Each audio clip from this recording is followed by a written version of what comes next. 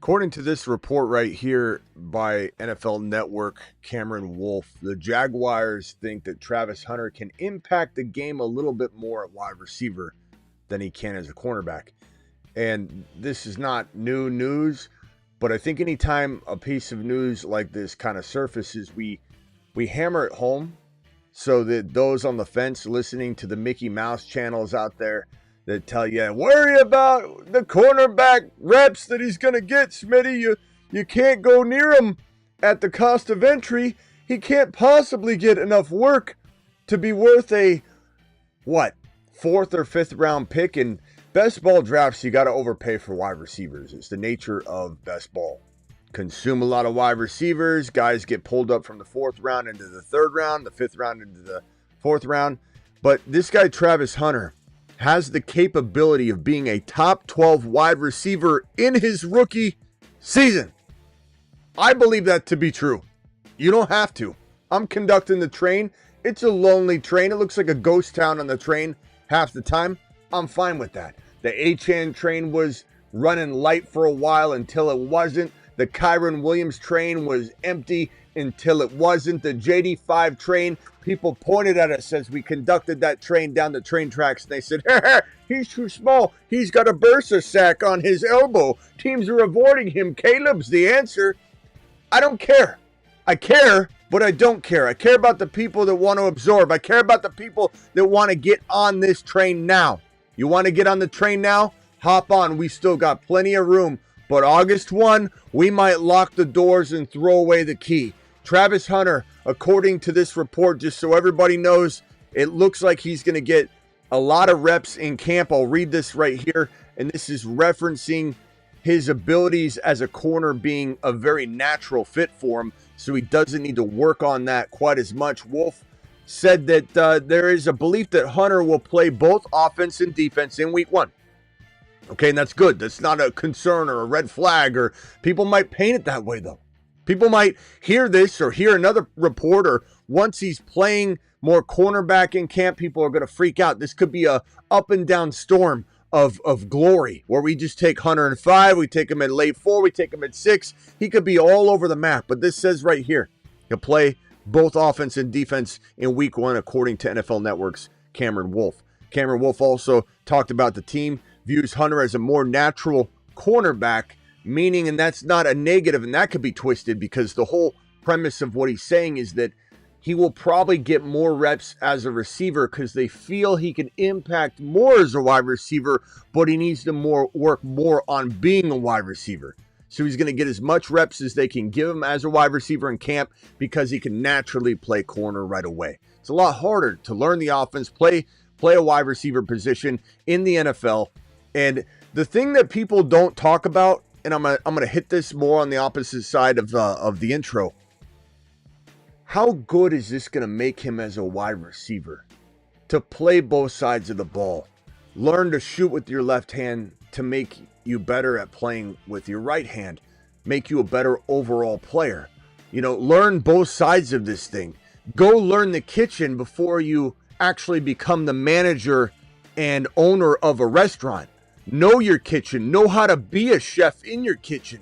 This guy's going to play defense. He's going to play offense. He's going to learn both sides of the ball. He's going to learn tricks and things he's never learned before from veteran cornerbacks and learn things in the NFL that he didn't know in college where he says, oh my God, I can exploit this as a wide receiver. Or as a wide receiver, I can exploit this as a corner. This is going to be so fun to watch this man, Travis Hunter, not only navigate the NFL space and prove doubters wrong and haters wrong, it's going to be so fun to be attached to this train. Hop on. Choo-choo. This thing ain't going to let nobody on once August 1 rolls around. You still got time. Act now. The Fantasy Football Show Draft Edition, Midnight Eastern Edition. We're a little late tonight. I'm sorry about that. Midnight Eastern Edition, nearly every single night.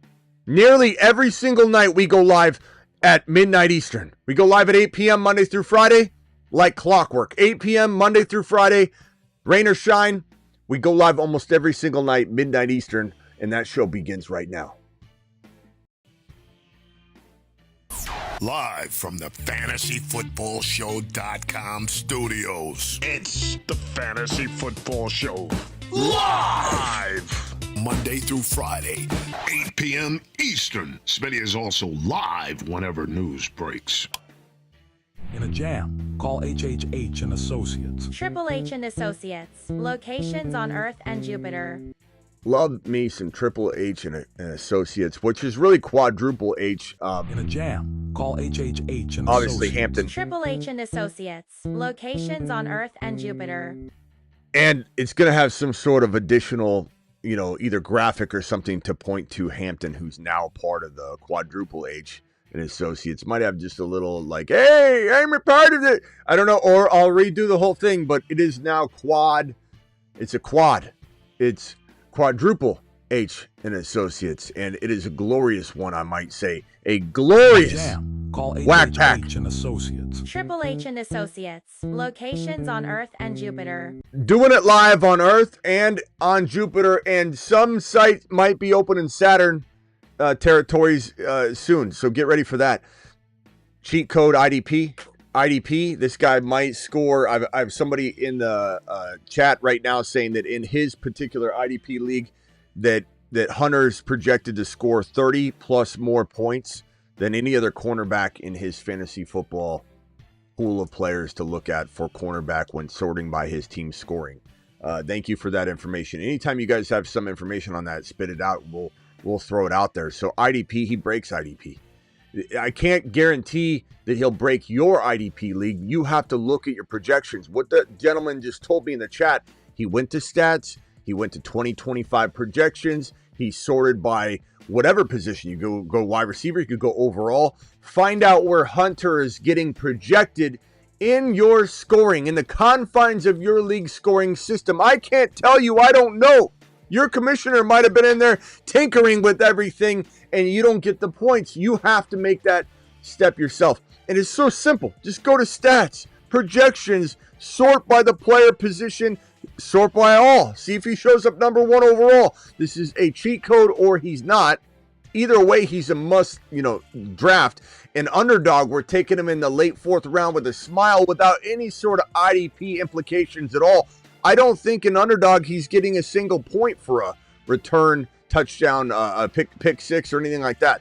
And I'm still drafting him with a big, great smile in the late 4 to 5 range. So you give me IDP points to boot, I'm to the moon. I'm ear to ear even further. I might actually have my smile ranging straight across my face on Sundays watching this man pick off a play. Everybody cheers him on. The offense comes out onto the field. He runs the ball straight to the middle of the field, sets it down, lines up in formation, gets the football, meanders on into the end zone, scores a touchdown on the immediate play after he picked off the pass. That's how you do it. That's how Dad did it. It's how America does it. It's worked out pretty good so far. Let him cook.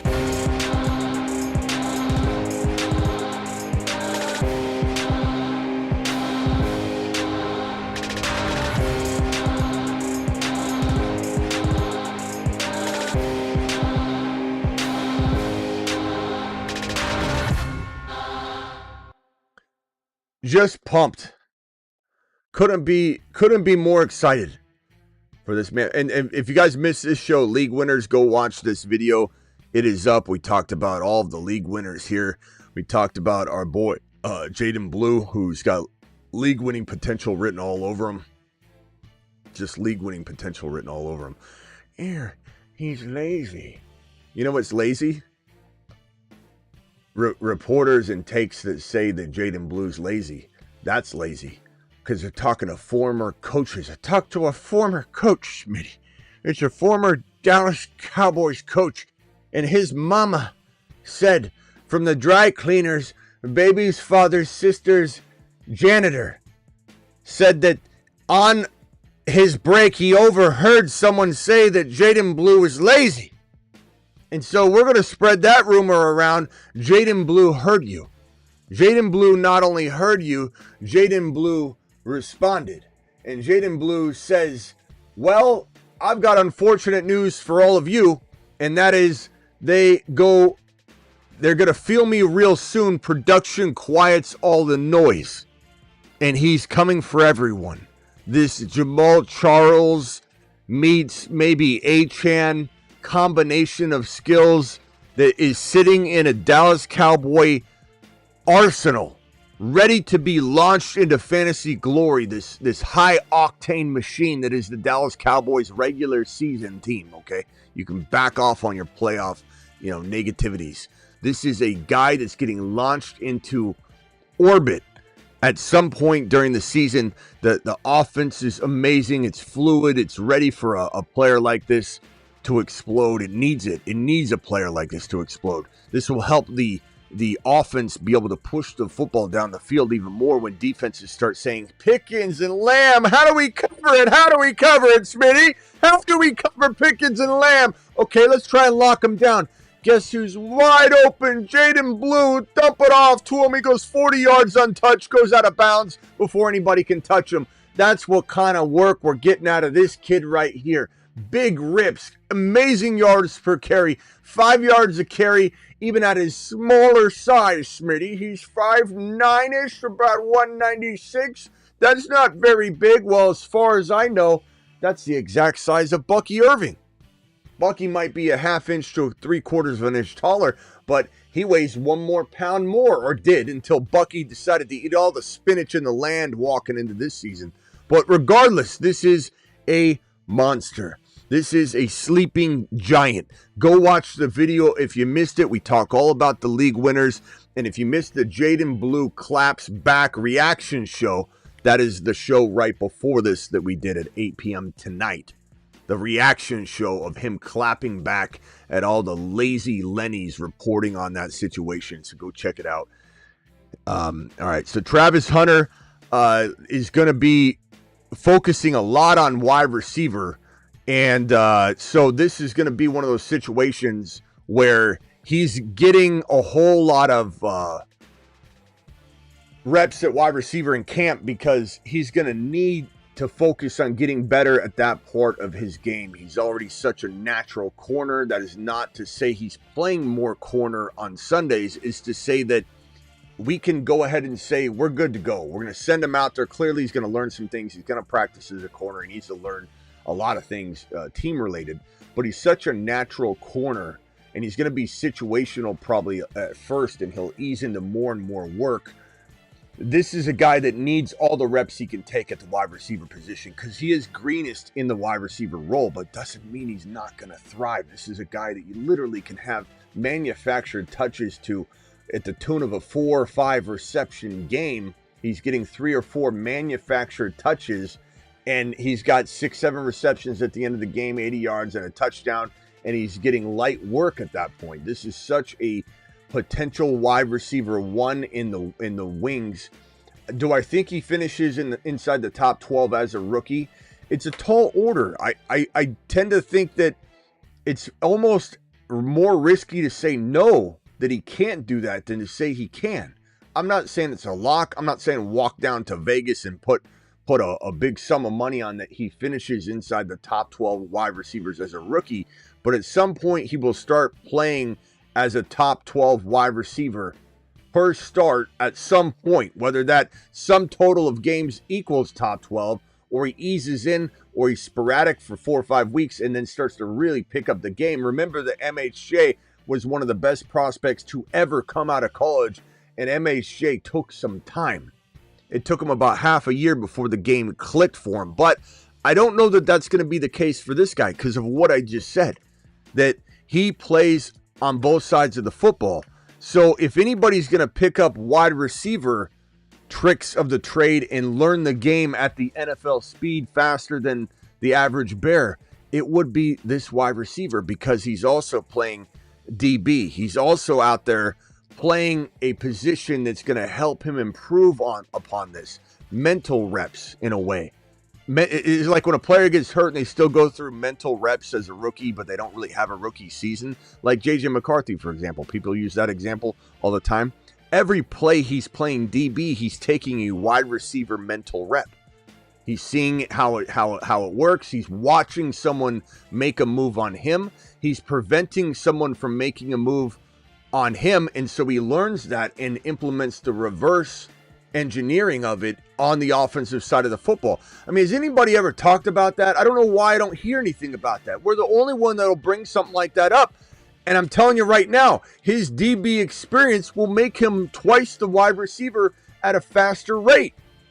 He's literally going to be watching somebody else play chef in the kitchen. Then he's going to go cook in the kitchen and watch from the other side, and he's just going to learn, pile knowledge upon knowledge. This is like AI going into the game, learning, absorbing, and coming out on top.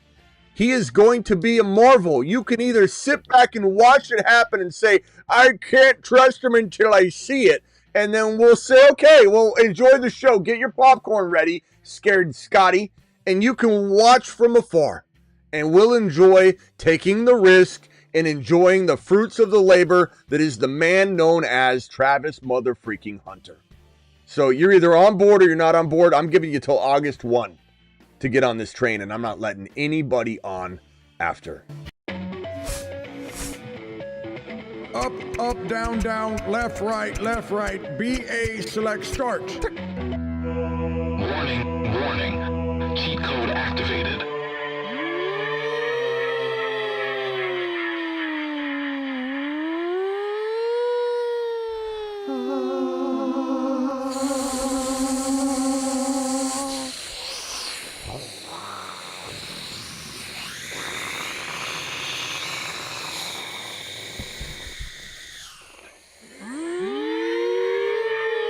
Warning, warning. Cheat code activated. Cheat code activated. And not to pick on some of your guys' comments, but just to shoot down, some of these replies, these scared Scotty replies that we. First of all, I have to skip to this one. He says Smitty is the sharpest in the business. Thank you, Devin. I appreciate that, and I'd have to agree with you. Wes is in the building. What's up, Wes? Appreciate you being here. We got gifted memberships coming out hot. Zach gifted 5 memberships. Zach to the mother freaking moon. Zach, you. You've just been Smitty approved. Zach gifting 5 memberships. Young gifting 5 memberships. Young, you monster. You've just been Smitty approved. If you guys got a gifted membership from Zach or Young, please thank either one. Let me put Ray G's comment right here in the corner. Let me put Max's comment right here in the corner. Max, hang tight. Appreciate that. Sir Brooks, I'm coming for your comment in a second. Just wait a second over there. Put you in the corner, pal. And then this one right here from Miller. Miller, I'm going to answer you in just 1 second, young man. You just hang tight.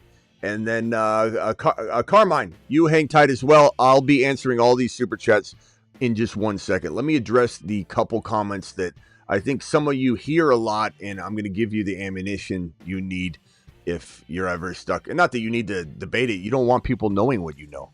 You don't want people drafting Hunter where we're drafting him. You want people to doubt him. But if for your own, sanity, I think the primary concern is look, when people say he's going to get tired or he's not going to have the endurance to withstand both sides of the ball, no offense on this one, bro. No offense. I don't mean this toward you. I mean this toward whoever put this in your mind and whatever's making you repeat it. It's really ridiculous when the guy's already done it. He's already proven it.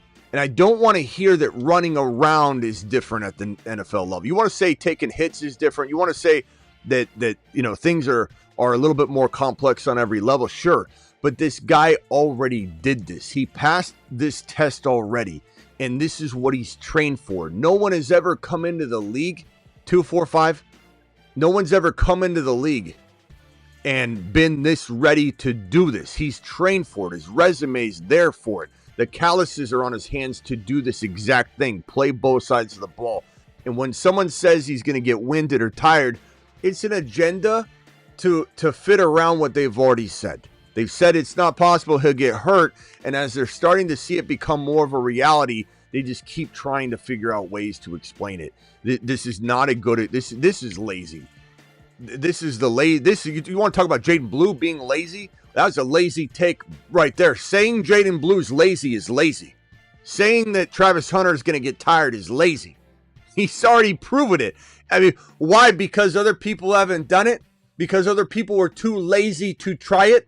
Because other players are so offended. People that have played kind of both sides of the ball, but not like this. They're mad because they weren't able to do it. They didn't train for it. They didn't do it in college. And because they couldn't do it, they have to be on the other side. They can't condone this because it means that they could have done more. And that's why they're against this. So this is one of those things. There's nothing here. And as far as this one, bro, disagree. There are far different things, man. LOL. This guy doesn't know ball. LOL. Playing corner involves backpedaling, turning your hips, and playing the ball. I didn't know that, outsider. Thanks for fantasy splaining and NFL splaining me. Completely different mindset from a receiver. What are you even referencing?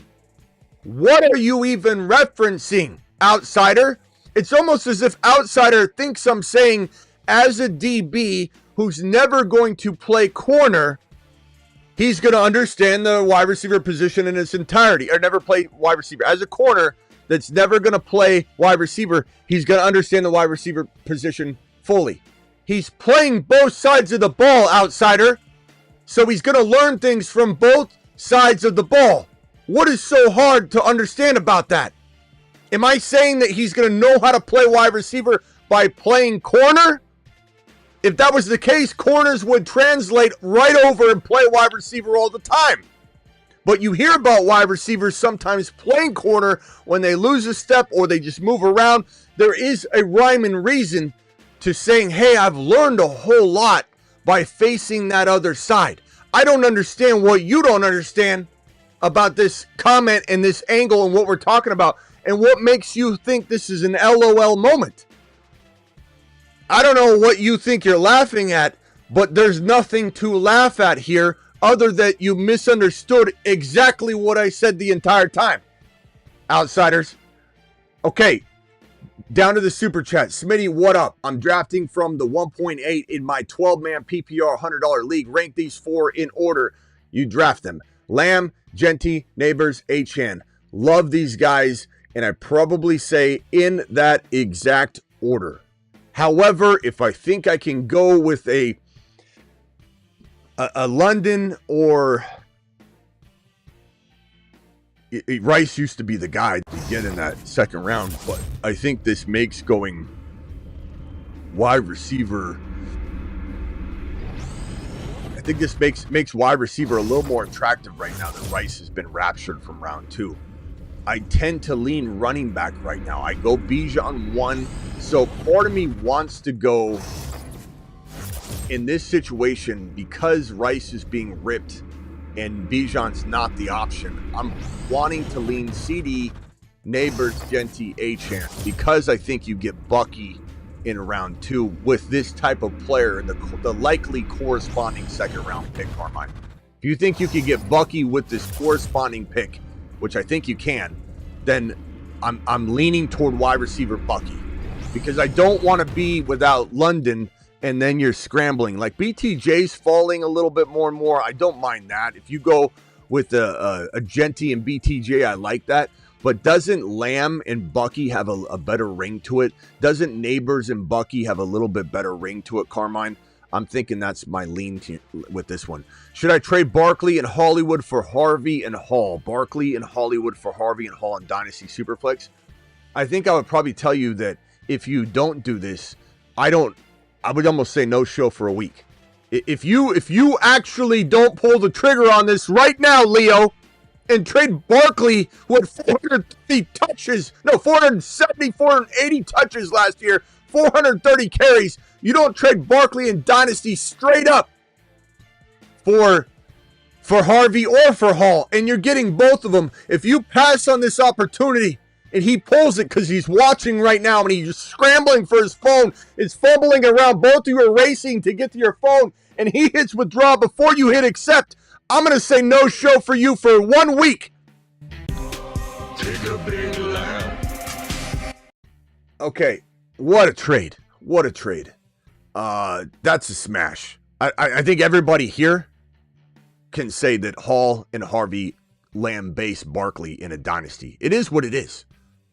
I traded Chase Brown and more for Hollywood and Barkley and regret it. Damn straight you do right now, but you can rectify this moment. You can make this better than it was before.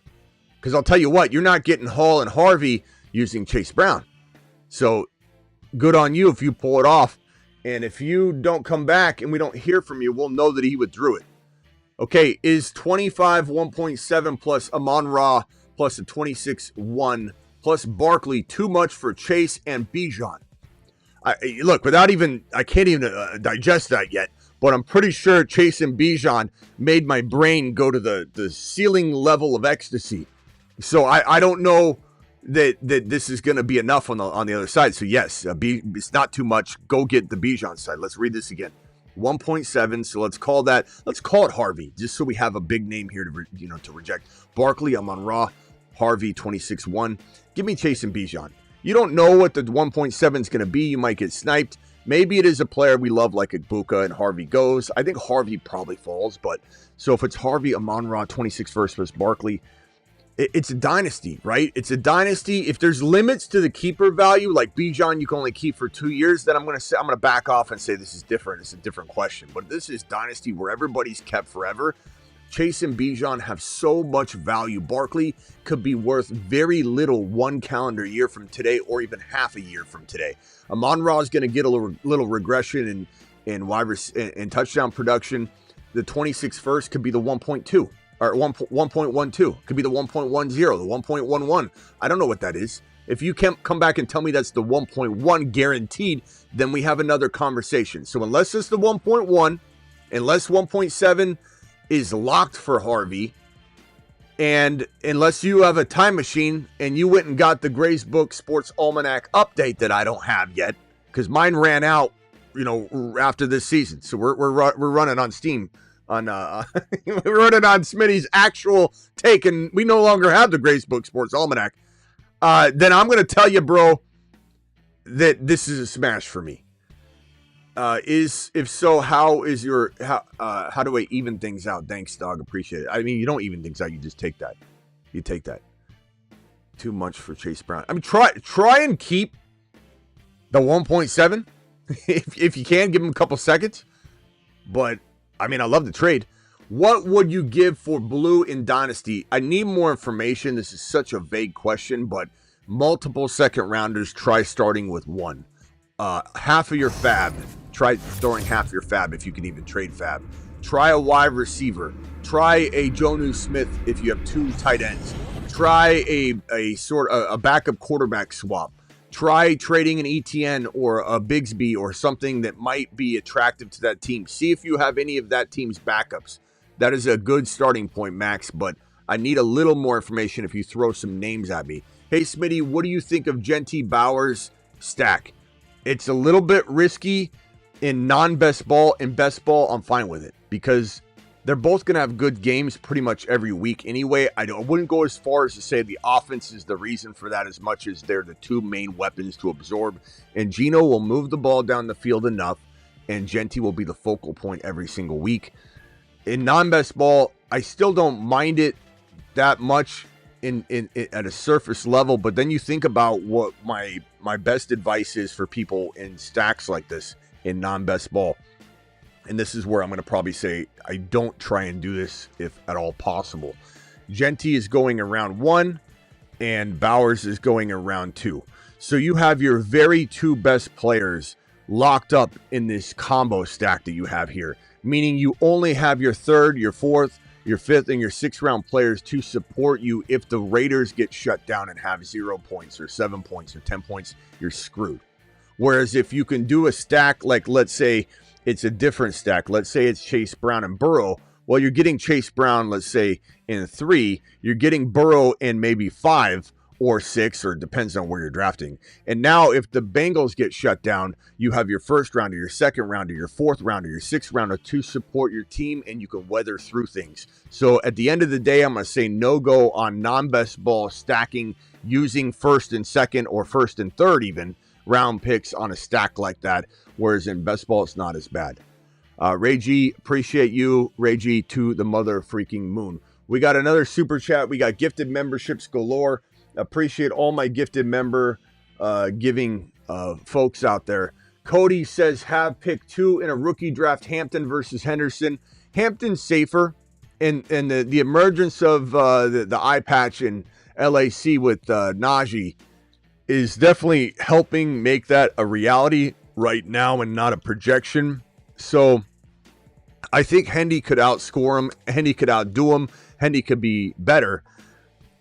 But I could say the same damn thing about Hampton on the flip side. Like, flip the script, I could argue either one to the core, to the last fiber of my being. Hampton could be a top 10 running back. Henderson could be a top 10 running back. One could be 7, one could be 9, one could be 9, one could be 7. It really is tough. I would just say I lean a little bit toward Hampton. If not, I would rather trade down, get something, but I'm not much of a trading down artist. I'm very much, let's go 1.2, let it ride. And Hampton is definitely the pick for safety. So good question, but that's how I'm going to lean. Phone lines are open. Dial in. Call into the show. Call into the show.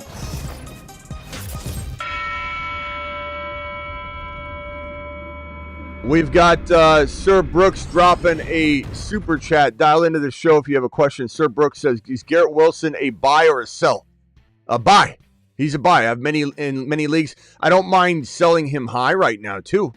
If you're oversaturated and you can go get an MHJ you don't have, or you can now go get Hunter and Harvey using just Garrett Wilson, or Garrett in the second rounder. Like, there's ways to get creative. The good news is Garrett Wilson, his new deal makes him a nice shiny toy. And so there's no harm in ever looking to shop a player that has just been vaulted into the spotlight in the news world. The news cycle is cranking out Garrett Wilson stuff. And I know everyone's saying buy, and you were all right. You were all correct. If you don't have him, go buy him. You don't have him, go buy him. This is a great player to get, but you should always entertain the idea of trading a player if the price is right, no matter who they are. Even Bijan. Someone came to me and said, Smitty, I'll give you CeeDee Lamb and Achane for Bijan. I'm going to take CeeDee Lamb and Achane for Bijan. So you just got to understand that that's what we're talking about here. Dial into the show. The phone line is open. Appreciate you all. Here's the first caller. First caller, you are live. What is your name and where are you calling from? Oh, you know what? Hold on, caller. Don't hang up yet. I got to switch over the speaker. Just hang tight. Let's see. Here we go. Okay, sorry, caller. Now I can hear you. You're live. What's your name and where are you calling from? It's Wes, bro. What's up, Wes? We haven't heard from you in a while, my man. How you doing? What can we do for you? I've been here. I just haven't called in. You know Wes, how you been? I'm good, Wes. I'm just doing my thing. What do you got? What's on your mind? Nothing that I can't offer the show right now, except for something original, which is aliens. What's up with the UAPs, bro? I don't know. We're here talking about ball. Let's. You just said you just said don't block me if I call, and the first thing out of your mouth is alien. Try and slow roll the show to a crawl. So let's dial it back. Hey, look, and that never happened. Yeah. Wes, hit me with something. Talk about Travis Hunter. Talk about Jaden Blue. Go from there. I'll walk you through this so you don't get blocked. Go ahead. I mean, dude, no, don't block me. Okay. Do not do that. Okay, so no, I've heard it. Listen, training. I've listened to every show. I've heard every. Mm-hmm. Dude, I want your thoughts on Jamal yesterday, bro. Okay, let's move on from previous shows and side combos. Let's talk about fantasy football and relevant stuff. So let me just back up one more time. All right, Wes, Travis Hunter, Jaden Blue. I'm trying to guide you, bro. I'm trying to guide you. They're not getting blocked, Wes. Come on, take the bait. Travis Hunter, Jaden Blue. See what you're doing here. I'm not taking the bait. So you think Cleveland's stupid with Shador? Because I'm a Browns fan. Okay, thank you, Wes. Excellent question. Talking about the Browns. Excellent. Got a standing ovation, Wes. You got a standing ovation. Everybody's very, very thrilled. You were saying, are the Browns stupid for what specifically? Because all I heard was the Browns are stupid. Man, bro, I've heard every show you've done on the off season. So there's nothing. Listen, Smith, there's nothing I can offer in terms of a question that's going to be original right now. I'm trying to make it, Yeah, but what was you know what I mean? What was the specific dumb for what? Right.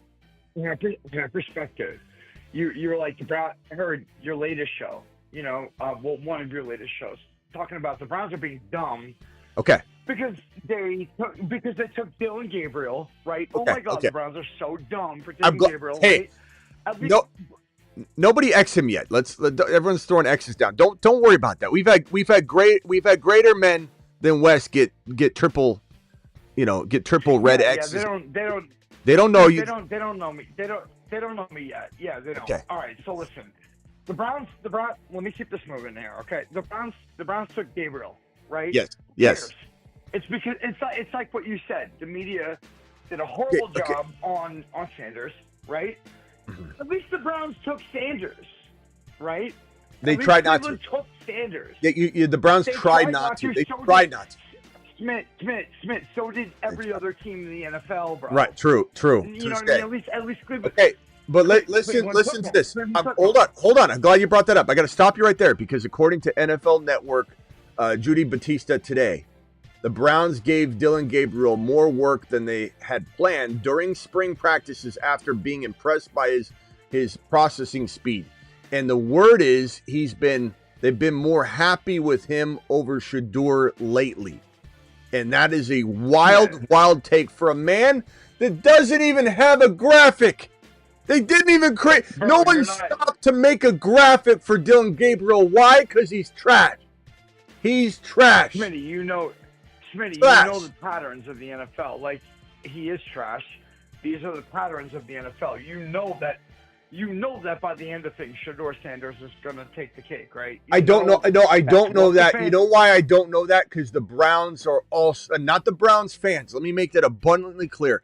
I feel so bad for you, Wes. I feel so bad for all of your fans. This is the same team that not only made the worst trade in NFL history for Deshaun Watson, they then proceeded to give him the worst contract in NFL history that made 31 other GMs pull their hair out and said, "You idiots." Correct. And so it's taken the league this long until today, on July 18, 2025, we're only merely seeing the unraveling of that stupid contract. This organization, hold on. This organization is dumb enough, not the fan base, I'm not saying that, but this organization is stupid enough that they could cut Shedeur Sanders. They are that bad. They are that unaware. You really think a multi-billion-dollar establishment will cut him? Well, hold on. I know Kiwi. Hold on. I didn't mean to cut him off. I'm just merging Travis real quick. Go ahead. I'm sorry. I cut you off real quick because I had to merge Travis. Go ahead. What are you saying? Keep going. I thought that was my door. No, you're good. Bro, Smith, if they cut Shedeur Sanders, that's not going to ring alarms to you? For real. Like, you're not going to be like, yo, there's something wrong. No one's cutting Shedeur Sanders. It's not going to ring alarms to me. It's going to be par for the course for the Cleveland Browns. Okay, look, real quickly. I'm in a draft right now, and I want to put. You could draft. I'll stay on hold. I have perspective on this. I'll hang tight. You might have perspective, but I've got the facts, and I'm just going to tell you the facts. I'm going to lay it all out. Dude, if you and I were talking right now, there's a lot that could be said on this. Like, well, we are talking. It's Wes, we are talking. You're here right now. Bro, we are talking. If you're cutting Shedeur Sanders. I'm not cutting. Hold on. I'm not cutting Shedeur Sanders. Shedeur Sanders being cut is asinine. Correct. Absolutely asinine. Right. There's something engineered on that. Like it's the Browns being the Browns if that actually happens. That's my whole point, bro. Dude, that is my whole point. Like, what are you not picking up? Is your team that smart to where they don't think like that? There have been multiple reports that the team's going to keep either Gabriel or Shedeur and there's a great chance, not 100% chance, but a great chance they don't keep both of them. And if the report is, if the reports are, no, hold on. I'm not saying that's smart, but if the reports come out and say that they're more impressed with Gabriel, and they're still concerned about Shedeur, and everybody's crapping all over Shedeur, I'm not saying it makes sense from a you know what you're talking about perspective, but this is the same team that's made the stupidest decisions over and over and over, and you're telling me that if he gets cut, it's his problem? If he gets cut, it's a blessing in disguise, because then he gets to go maybe to Jacksonville, where he can be paired up with Hunter and be a backup plan at least there, where if T-Law doesn't work out, then we have what's called glory season. Okay? That's what I'm going to say. Hold on, I'm on the clock here. I got Bucky. So far, I've got Bijan. I can't pass this up. Do your thing. I think I'm going to grab Bucky here. We're going to come back to this. Yep. Well, we're still here. I'm just drafting. Let me go to Travis real quick. Travis, go ahead real quick while I just set this board up. Travis. Hey, what's up? What's up, Wes? The whole Gabriel thing it was stupid of them, because like Gabriel, I don't ever see him being a starter. He may be like a decent backup, because he's really good at processing and, like they said, speed and like a technical quarterback. He's good with that stuff, so he looks good in practice and all that, but he's never going to be a guy that leads a team anywhere. But if that's going up against Shedeur, who's working on stuff, and I think he probably looks good as well, but it's going to make a team like the Browns screw something up. Okay, so let's put something out there before you continue. Hold on, McBride, Marvin Harrison Jr., Garrett Wilson. I think I go Garrett Wilson here. I got a lot of Garrett Wilson, but he just feels so much safer. Correct, guys? MHJ, Garrett Wilson. We're doing that. We're doing a live Garrett Wilson. I like it. Let's do Garrett Wilson.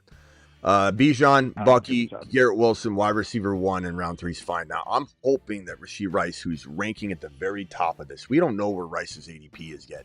This is old ADP data. He's floating at the top of the board.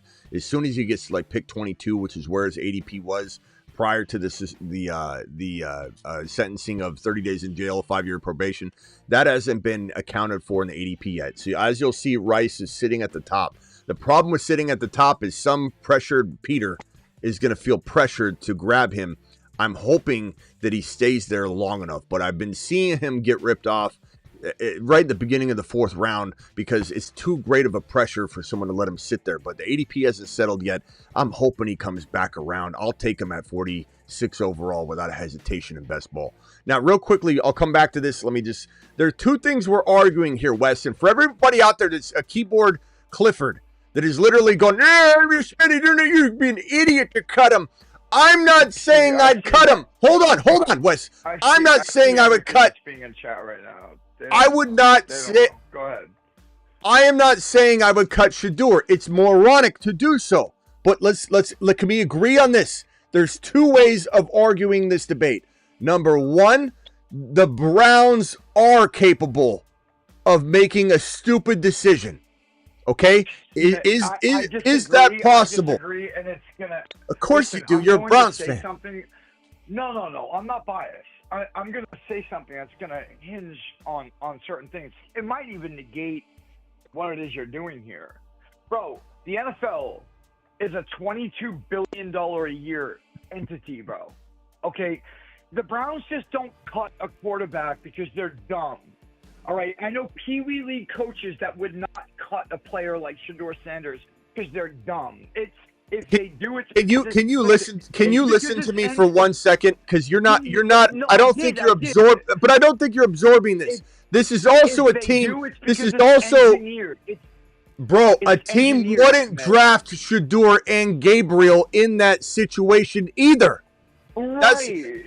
You've got to. Well, dude, if me and Travis are hanging out right now and we're aside. What's that matter? Why you keep saying that? It's the same conversation. Because of real talk, we're not. If you and I are at Chuck E. Cheese Pizza or Peter Piper, we're having the same conversation. Yeah. All right, hold on. I got a draft here. Sure. And Rice got taken. So we're going with. Damn, man. I'm gonna have to take him early. I'm going Travis Hunter just because I was going to time out. But let me swing back around. We got Joe Burrow. We got Patrick Mahomes. Joe Burrow's not even close to being selected here, but he probably won't be here on the way back. So I could snag him early if I wanted to, and I wouldn't feel bad about it. We've got 2 RBs, 2 wide receivers. We're looking good. Laporta's there. Too early for Laporta here. Are we going with early Harvey, a Trey Henderson, or are we going with the DK, Devontae Smith, George Pickens? I'm kind of feeling like early Burrow just got snagged. Harvey or Henderson, you can wait on the Kenneth Walker, grab Charbonnet. Do we go early Harvey? Do we go Kamara? I don't draft a lot of Kamara, but I don't know if I want to. We going early Harvey. Harvey's early. I don't think he makes it back. His ADP 62. So yeah, it's early, but I don't care. I don't care taking Travis Hunter and Harvey early in round 4 and round 5 because they're monsters. We can go DK though. We could go Walker. We could go Chuba. Chuba or Harvey? I'm going to time out. I'm going to go Walker here. I'm going to go Walker and take Charbonnet. Let's see how this works out. I didn't want to reach too much. We reached a little bit on Hunter, and I love that. But I'm just going to leave it on Walker right now. So Walker's a number. He's an unbelievable running back. He's number 1 in the National Football League last year. Missed tackles forced. There's a lot to like about Walker still. And if I cuff him to Sharps in best ball, it feels like glory. Okay, real quickly here, Wes, let me make this abundantly clear. This team drafted Gabriel and Shedeur, and they weren't planning to do that. That wasn't what they wanted to do. They tried to make a decision to go Gabriel instead of Shedeur so they could close the door, and they said to themselves, I don't think we'll get made fun of because the rest of the NFL keeps passing on him. So they went ahead and passed on him, and it committed to that. They took Dylan Gabriel, and then they drafted Shedeur later, which you could say is smart, or you could say it's just stupid. Because now you have a pressure, like right now, like the news right now, that pressures you with a no avatar. This guy doesn't even have a headshot. Now you're looking to say and make excuses for why you've got more draft capital in Dylan Gabriel because you drafted him earlier when he's not even close to the same quarterback. Shedeur's going to run circles around him in the NFL if he even does ever get to play. And you drafted 2 quarterbacks, and it's been made abundantly clear by multiple reporters that they're not keeping both of them. That report's surfaced. I agree with everything that you're saying. However, I cast no validity into what the NFL does. I believe a lot of this is engineered, bro. Like, straight up, for various reasons. And I'm not trying to minimize the industry. It's a $23 billion a year entity, bro. Okay? And so you Sanders, engineered it. Explain engineered. Explain it to us. Engineered for popularity, engineered for entertainment. It's the same reason why when we watch the clips on YouTube of Patrick Mahomes, where defenders are closing in on him and decide not to tackle him. We've all seen it, okay? Where they could smash him, and then they veer left and they veer right. There's no explanation as to why. It's because he's the face of the NFL. Everything about this is engineered, bro, okay? So, I won my fantasy league. Just give me 10 seconds. I won my fantasy league last year, operating under the premise that the NFL is scripted. And I won my league based on the patterns that I saw. A very competitive league.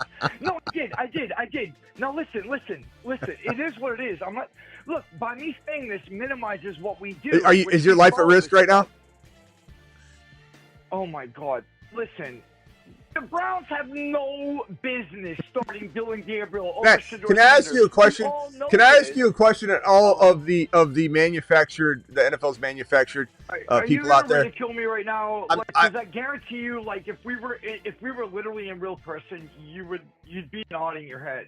No. If we're at Peter Piper Pizza, Chuck E. Cheese, Five Guys, or on the show live online, we would be having the same conversation. This is me. Are you calling me a liar? Wes, I'm telling you that's how I feel. I mean, you either believe me and you think I'm lying to your your ears. I don't think Okay, you lie. so I'm telling you that I 100% believe what I'm saying on this show. And I pride myself. Believe the Browns are that dumb. I believe that you have listen to me. You have an owner that makes his money contingent upon winning games, winning the Super Bowl. Advertisers don't advertise on the Browns like they would if they were Super Bowl champions. You're telling me what? The people at the bottom are just screwed and they just play the game? Yes, sir. Give me my script. Are we losing again? Are we funneling in the money again? Get the trust fund open. Let's keep shoving more money into this thing, even though we're never picked to play. We're never picked to be on top. The Browns just continue to shovel money into it. I hear you, Smith. I hear you. I mean, Jalen Ramsey did come out. He got banned from the NFL and got let back in, and he got awfully quiet after he was let back in. The coach said, we have to give this game to the Patriots because Roger Goodell said it was best for the league. They banned him. Then they let him back in. We never heard a word from Jalen Ramsey again because they paid him. That's fact. That happened. There are NFL players coming out saying, yo, bro, well, it don't matter. I'm not trying to hear about the thing, but it happened. Listen, if the Browns start killing Gabriel over Shedeur Sanders, you could chalk it up to the Browns doing Browns things, or you could chalk it up to something else. You and I would both never do that, Smith. Like Shedeur has it. He does, bro. Like he's got it. Like if I had to speculate on anything that would be a deterrent for Shedeur, it would be his father coming to camp. In fact, I'll tell you something that you didn't say on your show so far. Yeah, today, honestly, Dion's like, yo, I'm coming to camp, bro. I'm coming to camp, bro. You know what I mean? Like, he's coming to Cleveland Browns camp. Like what? Like, what are you? All right, hey, okay. We've had enough. I'm giving you the floor to peddle this out for a while, and enough's enough. Look, for those that are listening to me, Wes clearly isn't. There's no way the league is scripted. Is there corruption involved? There certainly could be. Is there a referee in the pocket of somebody? Yeah, we're human beings. These are human beings that are out there. And we've seen it before where there's been a corrupt ref. Somebody owes money. You know, there's a lot of things that could make things corrupt. Is there favoritism by the commish because Taylor Swift could be in a Super Bowl appearance and get more money for advertising? Sure. Is there a lean toward trying to get rid of the tush push and strong arming the teams? And that one didn't work out. So Goodell will refuel and come back next offseason and he won't miss. Are those things in play? Yes, Wes. Those are corruption. Right, hold on. Those are corrupt. Those are corruption type things. Those are pressures. Those are all of those things. But that is not the same thing, my boy. It is not. Hold on 1 second. Damn it. I'm going to time out. It's not the same thing as this is a script. And this thing is kept under wraps like no other. Yeah, you've had one person you say or said this or said that. But this, you're telling me that Bijan Robinson gets handed a script and they're like, your first 2 years, you're going to do this. Your second 2 years, you're out of your mind, bro. That is wild. That is wild. Love it. It's amazing. Remember when last year we had that bet when I told you that Saquon Barkley was going to get hurt and AJ was going to get the lion's share of the carries that, the volume that game?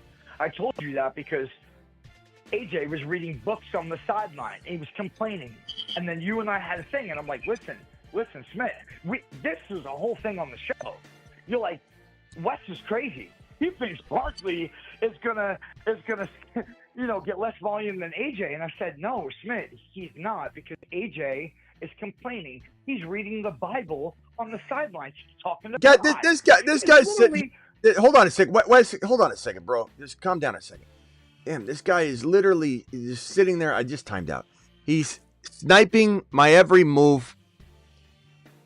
And this is a script. This is a scripted draft. This is a scripted draft. You gonna reach that much on Charbonnet? That much on Charbonnet, bro. And don't do me like that, Smith. Timed out on Baker. Do you like what? I'm not even talking about you right now. I'm saying I got screwed on the Charbonnet swipe. All right. Anyways, look, Wes, I'm kind of done with this. The league's not scripted. I don't care what you say. And I don't care where we are. I don't care if we're in a bookstore. I don't care if we're in a bookstore. I don't care if we're at a Coldplay concert. I don't care.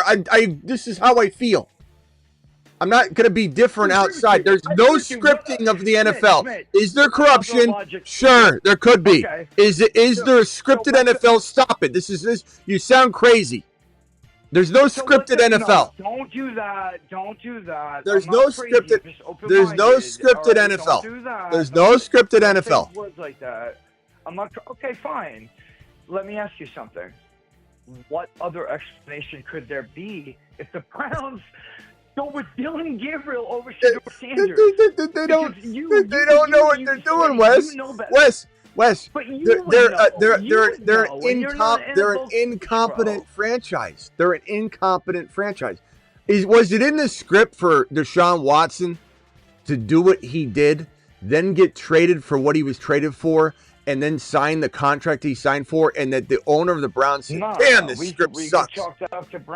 Damn, this script sucks. Like, what are we doing here with this script? Why are we getting the shaft on this one? No pun intended. Why are we getting this?" I'm asking. When I ask you a question, that shoots down your theory, you go to what card? Then I guess that was outside the realm of the script. I'm not pushing this at all. Then explain it. Then explain how the script was told to them that they're supposed to trade for Deshaun Watson, sign him to the worst contract, piss off 31 other NFL teams, so they all struggled to sign contracts for years. That was all in the script. Come on, man. Listen to yourself. Listen to yourself. My brother. I'm not. Listen, I am not going to push you on your show. You're not pushing anything. No, I'm not going to do it. And I agree with everything that you said here. You clearly don't. You clearly don't agree with anything I'm saying. I'm just being open-minded. Now it's an open-minded thing. It's not your absolute. This is the way I talk to everybody. Wes, you came in here acting like this was 100% what was going on, and I was insane. Look at the chat. The chat's laughing like crazy. I was insane for not thinking that this is script. But now you're back to that. It is the actual logical. It was open-mindedness. Now it's back to this, and now it's back to that. I've had enough. I'm just being mindful of you. Oh my God, Wes. I'm being mindful. Now I remember what happened last time. I'm not. Geez, really, Smith? Come on, man. What, Wes? You're pressing this issue. What kind of reaction did you expect to get? How are you starting? All right, so you know what? Then let me talk about it. No. Hey, thank you. You've talked a lot about it. You've talked a lot about it already. We're gonna go ahead and pass on that one. Hard pass on the talking about it again. If you haven't started to talk about it yet, I don't know what we're doing, because you just been talking the whole time, and we let you explain all of it, and you're like, "Well, let me tell you about it." No. Smith, nobody would do that. Nobody would do what? Everybody in their right mind knows Shedeur. Okay, I don't know that I can explain this to you. I don't think it's getting through. You're okay, Wes. Right now. I'm giving you a logical explanation. Wes, it's not logical. It's not logical, Wes. Listen, hold on. Just close real quick. Close real quick. Just listen to this. I'm telling you that the Browns are an inept organization, and they're Deshaun Watson capable, right? That tells you all you need to know. And when you say, do you think that the Browns are so dumb that they would cut Shedeur Sanders when the report suggests that they're keeping only one of the quarterbacks? I'm not saying that report will ultimately be right, but the report suggests they're only keeping one, and they shouldn't have drafted both of them. They drafted one to cut one. That's the actual theory here. Now, maybe it's wrong. Maybe Judkins not being signed will allow them to keep both of them. That is certainly now a possibility. But the thinking is, according to the beat reporters, who are all inside the script, I guess, too, right? They're all just quiet. Nobody's spilling the beans on any of it. The reason the Browns are capable of cutting Shedeur is because the entire league doubted him and continued to pass on him. And they're all out to get him because of Deion Sanders and the hatred they have for him. And I think there are a couple teams now that have seen the ability that he has, the ability for him to put his head down, not cry and complain. And I think Liam Cohen would be begged by Travis Hunter to bring him in. There's tons of opportunities. I like Shedeur. My prediction is if he does get cut, and we're all laughing at the Browns like we've done for so many years, that he will go and get reunited with Travis Hunter and be the backup plan that could potentially take Jacksonville to the next level. And I'm not saying that T-Law fails, but that's what I would do. That's what I would do if I was Travis Hunter. That's what I would do if I was Liam Cohen. And so that's my prediction with that if it goes that way. Let me ask you one question because I have not heard this. It's completely unrelated. Because last one. While I've been in school and focusing on my career, who are you taking if you have the number one pick? I didn't catch this at all. Bijan for me, but very arguable to go Jamar Chase. He's been the number one all offseason. I've done a lot of Jamar Chase 1.1 drafting, but now I'm shifting gears over to the number one running back in the National Football League, Bijan Robinson, who got a horrible script the first couple of years. They handed him that sucker, and he said, not going to be number one until when? What is going on here? What is going on here? All right, Wes, I got to go. Appreciate you. Good conversation. Let's try it again next time, but just come in with something fantasy football 2025 related. This is now the I don't know, 6th time in a row. You've never done it any other way. You come in and you get something ignited and then end up getting, I don't know, tossed off or something. So bring some fantasy football content next time. There's nothing that gets talked about on the show that I can add. You cover everything. I'd rather call in and just add a certain perspective. Better than, what was his name, the giggler? McCarthy! Wes! Yeah, I don't know. What was his name, the giggler? The giggler? Wasted $25. You're talking and I timed out. What was his name? He would call in and just be like... I just wasted $25 because Wes keeps talking. Bill the Tickler is insult too. All right, Wes, I gotta go. I gotta go. I'm exhausted. Wes, all right. I gotta go. I love you, Smitty. I'm exhausted. I'll see you later. Finish him.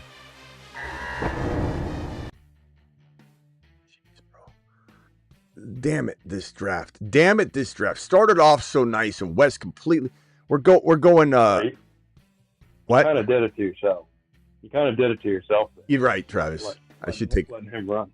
I should take accountability for that. Are you worn? I'm a little worn out. I think everybody's a little.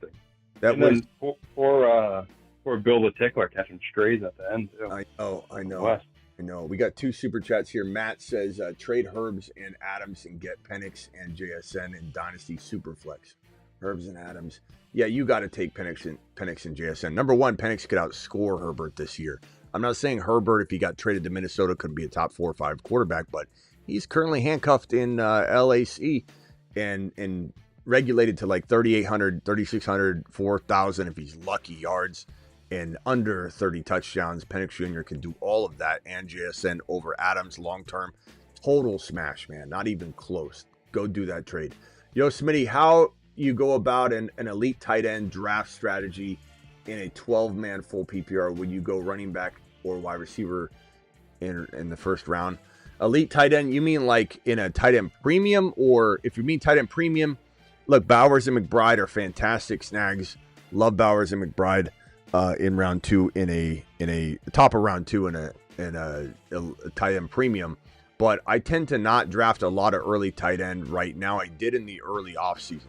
The early offseason was a fun attempt at that strategy because we had so many sleeping giant guys that hadn't risen yet to be hiding so that we could fill those positions of need that oftentimes get watered down, and you're chasing wide receiver all draft long. You're chasing running back. You're not chasing one position. You're chasing all of them because of that early tight end snag.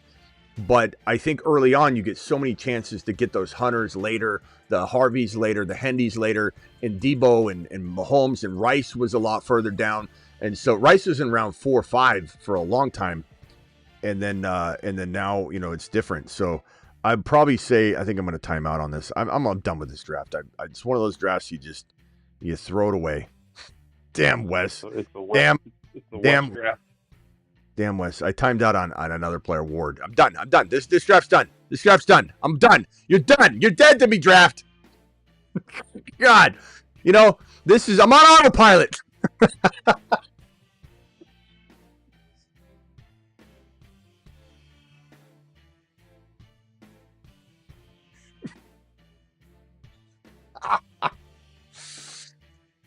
Let's let it go. Do your thing. You're doing a better job than me tonight, autopilot. Take it home. We'll just leave it. We'll see how the draft turns out. Maybe it saves it. It salvages the team. Son of a So Wes does to you. He beat you into submission. You go on auto. Yeah, it completely derailed the show. Beat you over the head. Wes, I'm not blocking you. And Wes, you're allowed back on. Okay? Not saying anything horrible here. Let's see what the auto draft does. Let's see. I'm gonna select got it and accept my role. Okay, got it. Jonnu Smith, nice selection. Now you got 3 tight ends. Let's hope auto draft can take this home. You're not banned, Wes. You can still come back, but just don't get mad if I don't pick up every one of your calls, because that was like taking a dump. That was just a tough ordeal. How many QBs are on this team? You say you took 4, right? Got 4 so far. Holmes, Baker, McCarthy. Yeah, Ward. it's got 4 QBs. It's got 4 tight ends. Is Otto going to do anything about that? Is it maybe going to help out a little bit more than that? Is there a way that this thing could be salvaged? Are we going to potentially draft some of Smitty's favorite players, or what's this going to look like? I got 4 tight ends and 4 quarterbacks. It's crazy. Let's let it do its thing. Waste of a contest, man. That was a $25 one as well. Ooh, that's rough. Yeah. Unbelievable. Okay, so the thing I would probably tell you, Poppin, is that if you do end up trying to smash an early tight end approach, I would just make sure you probably go with whatever position in round 1 is going to be being ripped off the board. You don't want to draft wide receiver if it's running back hungry. Then take a tight end and have no RBs left. Your team's going to be trash. But I will say this, Poppin, very rarely, only in the early offseason, was I loving my team to the degree that it was one of the best teams I felt I'd drafted when I went early tight end. When I did that earlier in the offseason with all the values left on the board before they climbed up the sleepers we loved, I loved it. But now it's not feeling quite as good. You can pull it off. It has to be the right draft slot. It has to be a lot of different things. I would just say this, Poppin, best player available. If it ends up being Bowers or McBride, take it, but only if they're falling. But if you go early tight end and you plan it out and you leave meat on the bone, you're going to hate your team, bro. You're going to call in and go, Smitty, you like my team? You're going to have no running backs and a good Brock Bowers or McBride tight end position, and then have like decent, other positions. And I'm just going to say your team's lacking. It's just weak. It's very lopsided. Let's see what it does here. Thornton. I might have had. No, did I have anybody queued? I don't think I did, because it would have taken them instead of Jonnu and JJ McCarthy. You know what? This is probably about the right ADP for him. Calvin right? Austin. Probably. Let's see what it does. Yeah, and a tight end premium too. I'll just say, like, this team, other people are going to be reaching for the tight end, so you can take advantage of that too. Yeah, and Poppin, I would say this though. I mean, I love Isaiah Likely. I love Andrews and Likely together. which was what I was going to try and do in this particular draft, but that didn't happen. Where did Isaiah Likely go? All I know is I got sniped early on, and then I could blame other people. I can take accountability. Travis is right. It's on me. I'm the one that picked up the call. I'm the one that let Wes go on and on and on and on and on.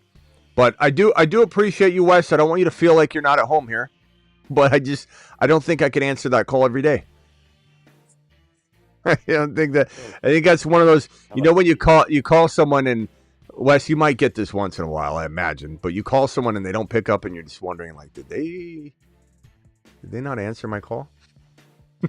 did they not pick up the phone?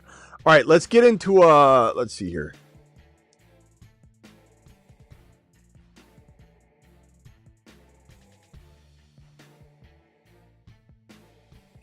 I'm tempted to do, did Kruger ever draft?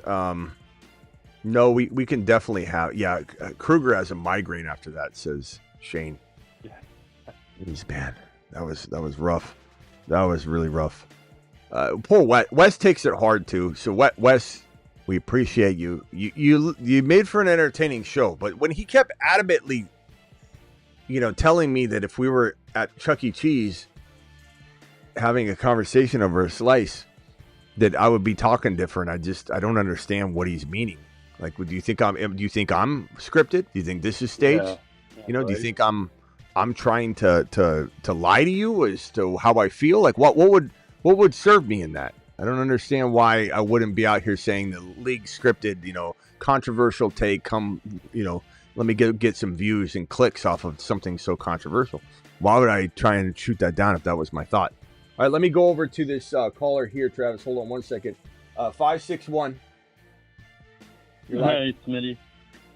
So I just want to know why you're so high on Travis Hunter. I mean, I know the upside's there. I'm just a little hesitant that he'll be. Because I feel like you said, corner is his main position. I feel like all the betting lines for the season totals, he's around 700-800 yards. So. Well, I mean, I just did a whole show on it. You know what I mean? So I'd just say rewind and watch. But in a nutshell, in a Cliff Note version, I would just say, look, I mean, we heard that, and I'm not trying to say this is the exact same thing, but we heard, like, it's the same. It's like in anything. If somebody asked me, hey, why do you like JD5? And like, how does that look now? There was question marks then. There's question marks about Achane. How can he hold up at his size? There's questions about Kyron. There's questions about, all kinds of things. Like, this is no different than any of those. Like, I've spoken my piece. I've said that this guy's oozing talent. And when I let's go into a weekly winner real quickly. Let's just go into a weekly winner. Everybody click weekly winners on Underdog.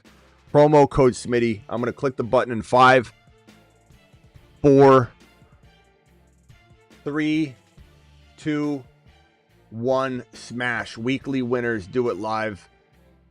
2 spots, 1 spot. Drafting. Sorry, I can't control how many people are in the draft. If you didn't get in one, just jump in alongside. What did I get in this auto team here? Cam Ward, Joe New, Thornton, Alec Pierce, Nick Chubb. Just for anybody watching, this is it's my fault. It's an auto team. It's an auto team. I went on auto because I decided to answer Wes's questions, and that's on me. And Travis is right. I need to take accountability for my actions in that draft starting. Okay, hold on. Everyone ends up on autopilot when they're talking to Wes. The draft killer. Okay, I think I've got the 5 pick in this one. Let me pull up the draft. Man, I can't believe I went on auto. I went on auto during that draft. That's brutal. Oh, this thing just started. Boom. Chase, Jamar Chase. Boom. Barkley. These guys are picking quick. All right, here's the draft. If you guys didn't get in this one, just get in the next one. Underdog promo code Smitty. Hold on, I'll answer your question in 1 second, bro. Just hang tight real quickly. Let me just hit this real quick. They'll match your first deposit 50% all the way up to $1,000. Do it live. CD Lamb or JJ? I've been going a lot of Lamb, but do I want to go JJ in a couple? Do I just say let's do a Dak type of stack tonight? I'll go JJ. I haven't done a ton of JJ lately. I keep smashing the Lamb ADP. Okay. So basically, bro, anyway, click the link, guys. Link is in the description. Code Smitty gets it done. Here's the link one more time. If you want to draft with us, you got to hit this link, be signed up, ready to go. And then you just have the app open, and I tell you what draft to go in, and then we click the green button, join together. If you didn't get into this one, there's only like 3 spots when I clicked it. I'm sorry. I can't control that. Sometimes it says 11, and then it just counts down, and all you flood in. And then we have overflow drafts where a lot of you were together in the draft before or after. All right, yeah, we'll do the 6-person draft later. What, Travis? Yeah. No, I was just gonna say that. I saw the 6-person draft. Yeah, the 6-person draft's fun. We'll do that. We'll do that a little later. My conversations are real, bro, says Wes. I'm about real talk, my guy. I like to not be a prop here, brother. I'm not. Gump, I think he means. Okay. You're like, I'm not Gump or Giggler. My word is accountability. You're gaslighting now. Stop it, please. Okay. Wes, this is the problem, though. This is why you ended up getting blocked on, because A, you'd bring this sort of intensity and then you couldn't handle the reaction. So you need to decide if this show's right for you, because I don't want you feeling this way, but you bring this upon yourself, and the entire chat feels that way. So you need to decide if you're okay with the reactions that sometimes your conversation brings up, and you need to make that decision. I appreciate your super chat, by the way, but I wouldn't say I'm not gaslighting anything. You called in and started telling me that the NFL scripted. You know, this is a job that I do, and my job. And you could say this is why you don't believe it, but my job is about it not being scripted. If it's scripted, I'm done. You know, so like, what did you expect me to do? You expect me to not, and I'm not gaslighting you, but you expect me to be like, yeah, man, let's keep talking this way. Like, and it's not that me trying to turn a blind eye to it. No one sees it the way you see it. So if you're going to call in and do it, like, I mean, you got to understand what you're doing. This is your doing, not mine. Don't tell me I'm gaslighting you when you call into a live phone line and do what you just did. You know, it's like you called into the phone line and you want to talk about aliens. That was the first thing out of your mouth. And if you were to talk about aliens and no one agreed with your conversation, then you'd say, you're gaslighting me? Because we don't agree and we think it's wild conversation? I mean, I don't know what to tell you. Kind of gaslighting you. I mean, yeah, you're gaslighting me. Stop it, Wes. Stop gaslighting me about gaslighting you. I don't appreciate it. But, I mean, good God, man. I mean, this is your first call. You've been dormant, silently watching, and I do appreciate you. I do. But then your first call, I give you instruction, Wes. I said, follow my lead. Did I not? If you're saying I'm gaslighting you and I'm setting you up or I'm doing this, did I not, chat, in the beginning, beg him to stay on task, follow my lead, take my softball pitches, talk about this guy, what's your opinion, and what's he do? No, Wes, I'm in the middle of a draft. I'm not doing this now. He's going to be like, now you're not answering my call. No, I'm not answering your call right now. I'm in the middle of a draft. Last time I got timed out. I'm on the clock here. I'm doing great. Wes, don't bring me back in. Don't pull me back into that autopilot scenario. Don't pull me back into the abyss where I can't even draft anymore. Hijack. You jostle up my game. Yeah, you're hijacking the show. The stream jacker.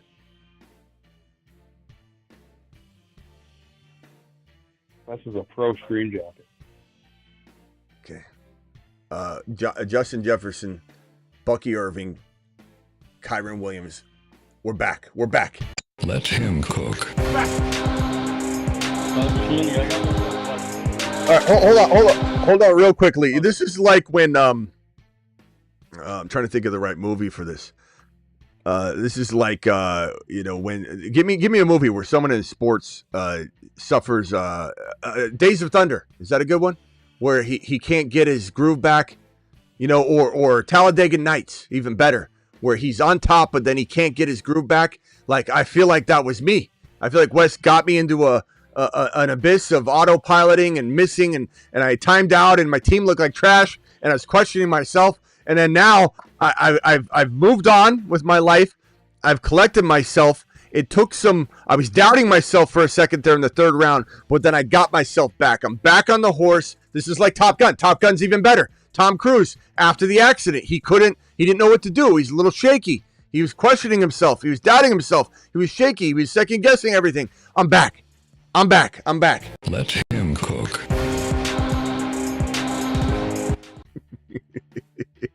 All right, go ahead. Who's talking? What's your question, bro?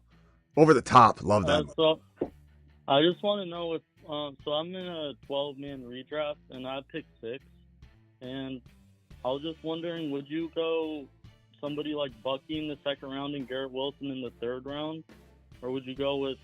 Sure. Or why would you go with London, or would you go, because I think London's gonna fall. So I was thinking mid-round London and then taking Brees in the third.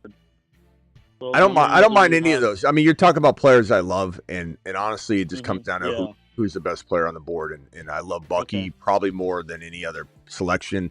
M.A. Shea, Garrett Wilson, those guys falling. Let's go right here, man. You got Joe Burrow. This is weekly winners, by the way.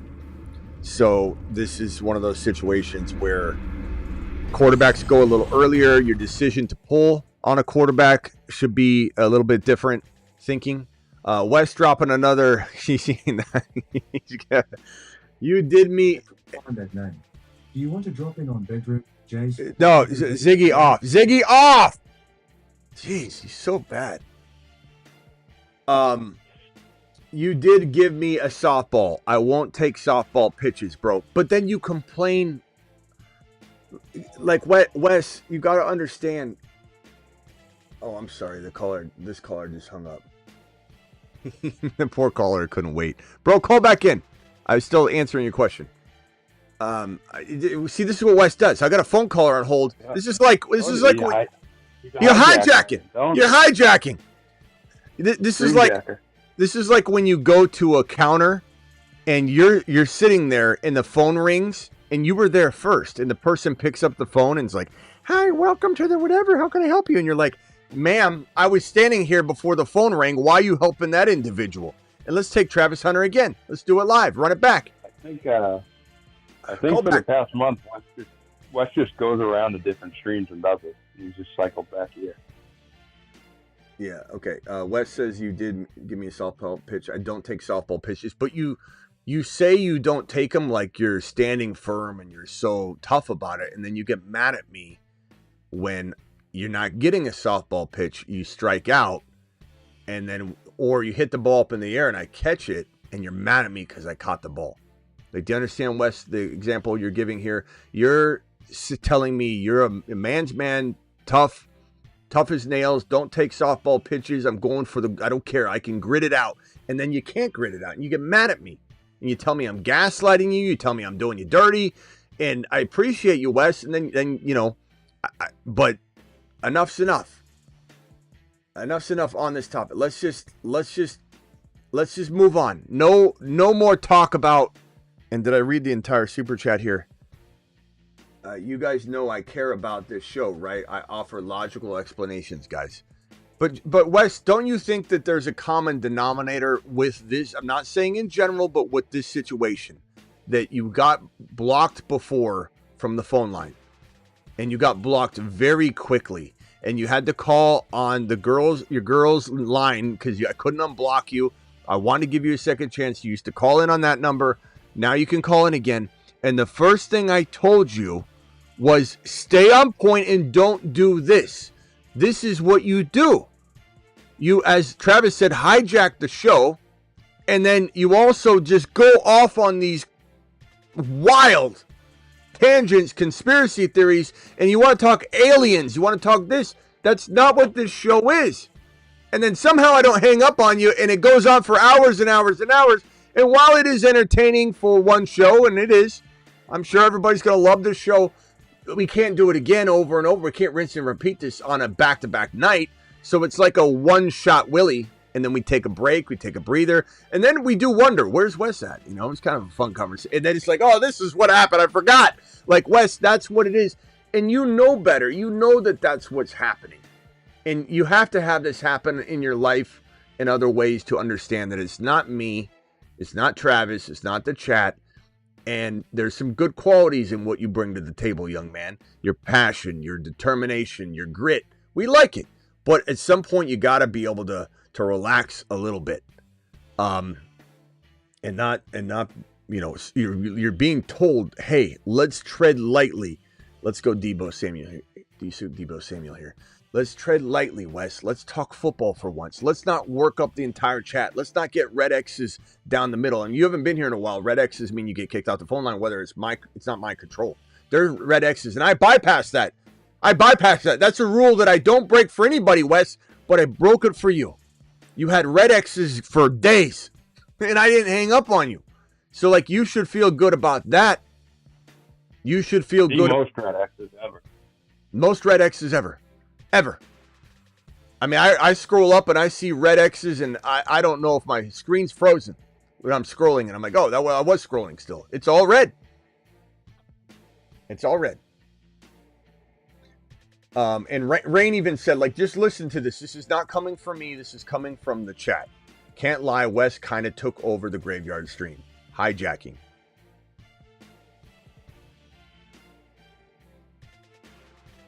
Red X was an alien.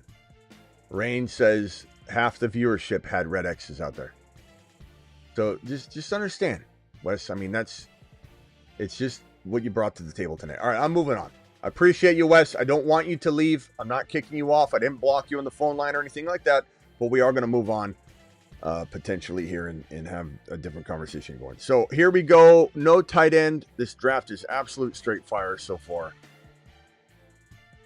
I'm going to go Bo Nix here because of how important and vital it is to win quarterback scoring and weekly winners. And since I don't have a whole lot I don't have really any cuffing going on, stacking has not been a part of my plan here, and I don't force it. I'm going to go ahead and grab a different quarterback because if all this ball is out without Burrow, I'll have Bo Nix at least to step up and potentially be a savior for me. So this team's really good. JJ, Bucky, Kyron, Joe Burrow, Travis Hunter, Debo Samuel, Bo Nix. These are all fire starters. These are all players that can have monster weeks. And that's what weekly winners is all about because you're trying to win 1 week and that's it. You know, I'm obviously going to try to win 1 week multiple times because each weekly winner is $20,000. But back to, where's that guy that called in? What's his name? I forgot his name. He hung up. He didn't even want to wait around because I treated him like trash because he's on the phone line and I keep talking to Wes. It's like I said, you walk up to Chipotle and you're like, yeah, in the middle of your order, not even at the beginning. Like my example, she was in the middle of making my burrito, about to put the cheese on it, and the phone rang, and she walks away and picks up the phone and starts taking someone's order, makes their food, and then serves them and sends them on their way, takes their payment, and I'm sitting there in the middle. That's what I just did to the phone caller. I don't blame him for hanging up. He probably didn't hang up for that reason, but I don't blame him for hanging up. He asked me about Travis Hunter, and before I had a chance to hang up on him, I didn't get to answer his question. To answer his question, you can either believe in the talent that is Travis Hunter, the unbelievable talent, or not. And I understand where people think we're overdoing it. We're taking a risk. But we were told we're taking a risk on JD5, on Achane. It's the same story, different reasoning. But the reasoning is that Liam Cohen wants to use this absolute monster in the making. A guy that could be a top 12 wide receiver. A guy that's oozing talent, bleeding talent like no other player we've ever really seen come out of the draft. And it's not like the guy didn't play wide receiver. You know what I mean? He was one of the best wide receivers we've seen in decades play college football. You know, this guy was unreal at pulling in passes. He was a phenomenal wide receiver. Everyone acts like he's just got to learn the wide receiver position. He was the best wide receiver in the draft class.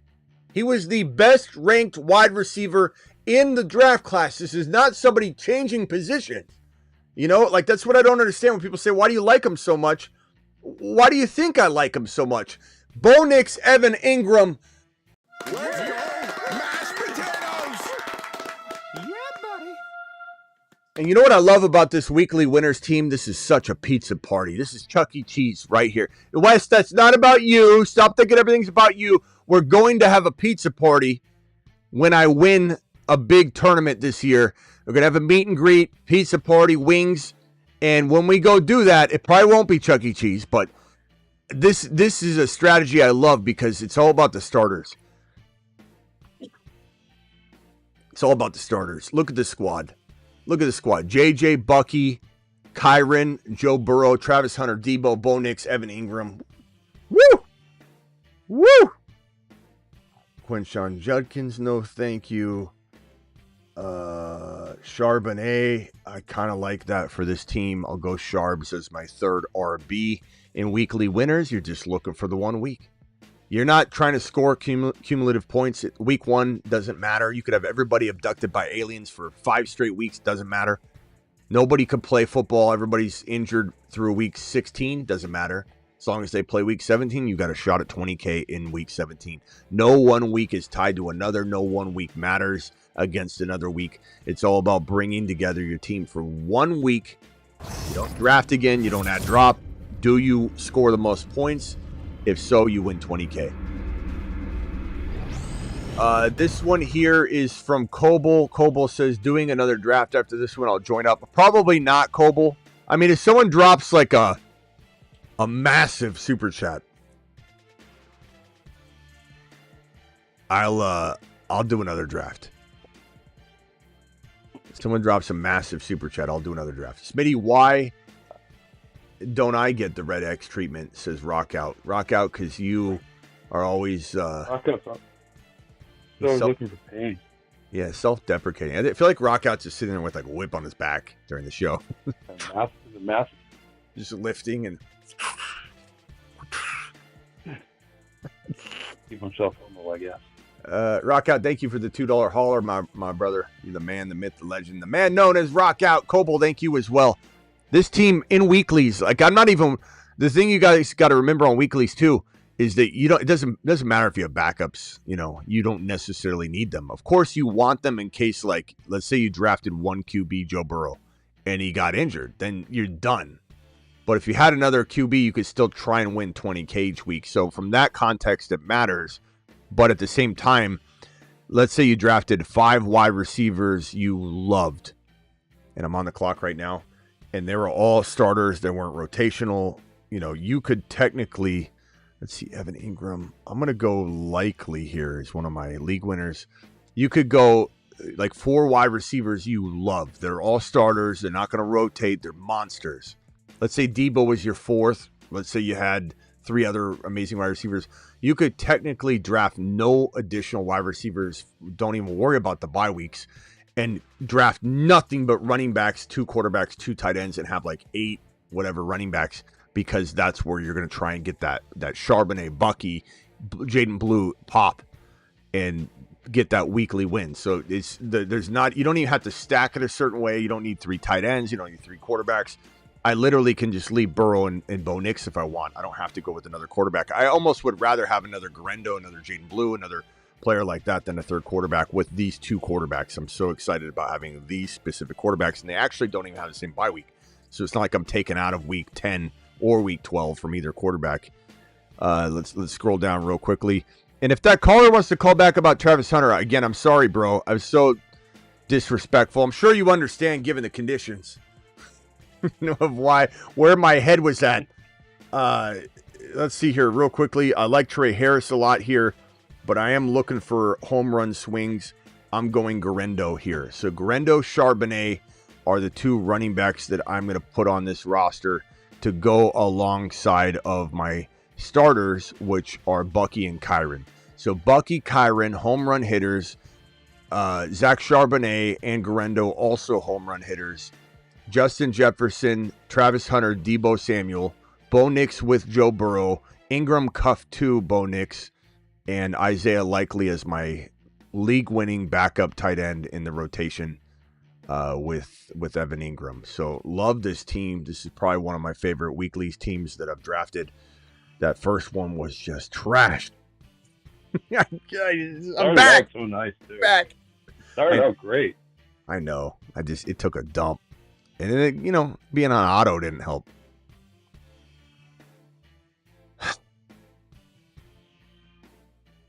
Truly disappointing tonight, says Wes. Wes, I don't know what you expected, you expected that to go, talking about something that 99% of everybody watching. There probably was 1 to 2 or 3 people that agreed with you. But that's not hard to do, in a show full of we have 300 to 400 people popping in and out. But man, Jaden Blue. Who is that? Who just sniped Jaden Blue for me? Come on, Hondo. Damn it, bro. That's like the one player I wanted in this draft, over all others, and I didn't think he'd get grabbed that early, so he's probably watching. Benson, I could grab. I like Trey Harris here, and it wouldn't hurt to make sure if like Hunter got hurt or I need to make sure I have at least a 4th and a 5th solid wide receiver. So we'll go.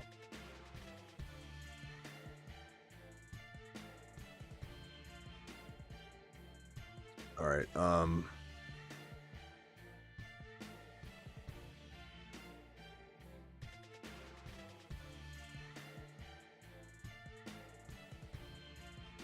right. So whoever that was that called in, was that John that called in? John saying my phone died. It wasn't that bad. Was that the caller then? Whoever the caller was, call back if you want, and I'll continue the conversation with you. But Trey Harris is a nice pick here.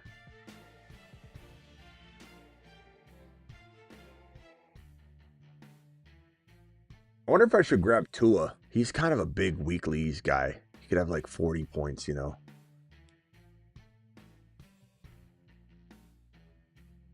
Never thought I'd say that.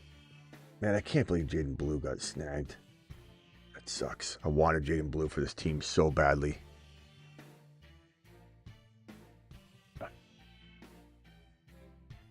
All right, do I go?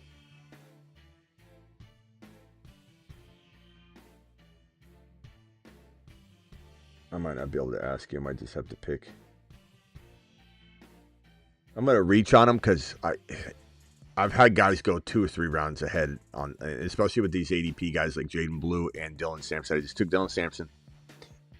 And it's late enough anyway in the draft. Mm-hmm. And I'm just going to continue to smash wide receiver and running back in no particular order with no reserve. I could take 7, 8 total running backs. None of it's going to concern me. I've got Justin Jefferson, Hunter, Debo, and Harris. I do want one additional really good wide receiver. And then I don't care if the rest are RBs. Blue was the guy I wanted to pair here, but other RBs that make a lot of sense from that win a league perspective would be Brashard Smith, Keaton Mitchell. I love those guys. Taj Brooks is another one. Sean Tucker is a possibility, especially with Bucky if I wanted to later. Cam Ward's still out there if I want to go quarterback. Tua's still out there, and he does have those big games. Tight end, I don't know that there's anybody other than Zach Ertz maybe, or somebody that could have, I don't even know if I'm going to go tight end, a second tight end. Pat Bryant out there. Thornton might be a guy that did he get taken already? He couldn't have. His ADP is so far down there. Couldn't have yet. He did. Who's in here? Who's in here? Which one of you is in the 12 spot? Drew. Okay, Drew. I see you, broski. Took Ibuka really early. All right. Damn. Still love this team, though.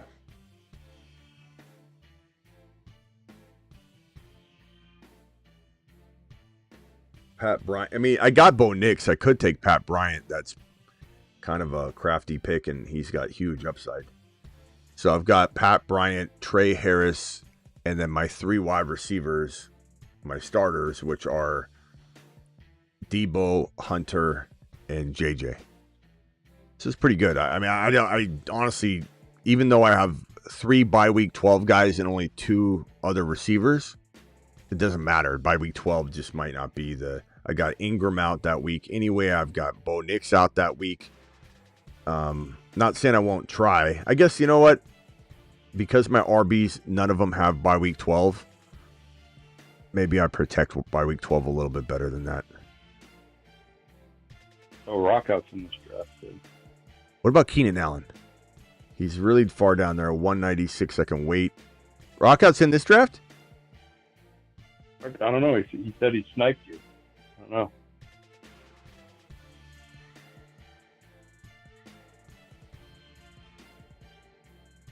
I don't see him. I think he's joking. Okay.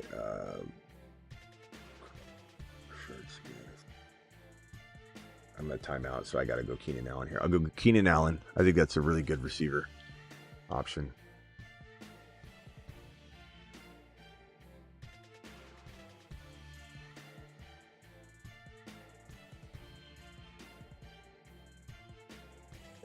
Keenan Allen's going to have to sign soon. Somewhere. Yeah, Wes, it's... Wes, can you answer me honestly on this question, though, Wes? Do you find that this happens throughout your... I think you've already told us yes on this, by the way. Do you find yourself always going through this in life, whether it's at work, whether it's with the missus, whether it's with the parents, whether it's with the siblings, whether it's with the cousins, whether it's with the friends, whether it's with the server at the restaurant? Like, answer me honestly. Do you tend to overwhelm everywhere? Just answer honestly. The answer is yes. We know it's yes. So can't you have some understanding for all of us right now when you say things like, we're doing you dirty, or, whatever? Can't you at least answer that you overwhelm everywhere you go? Because this is like, bro, this is your first call back from a hiatus that was caused by the same situation. Like, you literally came in and just completely hijacked the entire show. And now you're like shocked again, just like you were last time. You're like, I don't understand this. It's like, bro, the whole chat, you created this tonight, he says. I think, bro, I begged you. And I even let you reset. I go, Wes, no aliens, back up. Let's go for Rashee Rice or no, what was it? What were the topics I handed him? I handed him Travis Hunter and Dylan Gabriel. And then he went there, but then he took a left turn.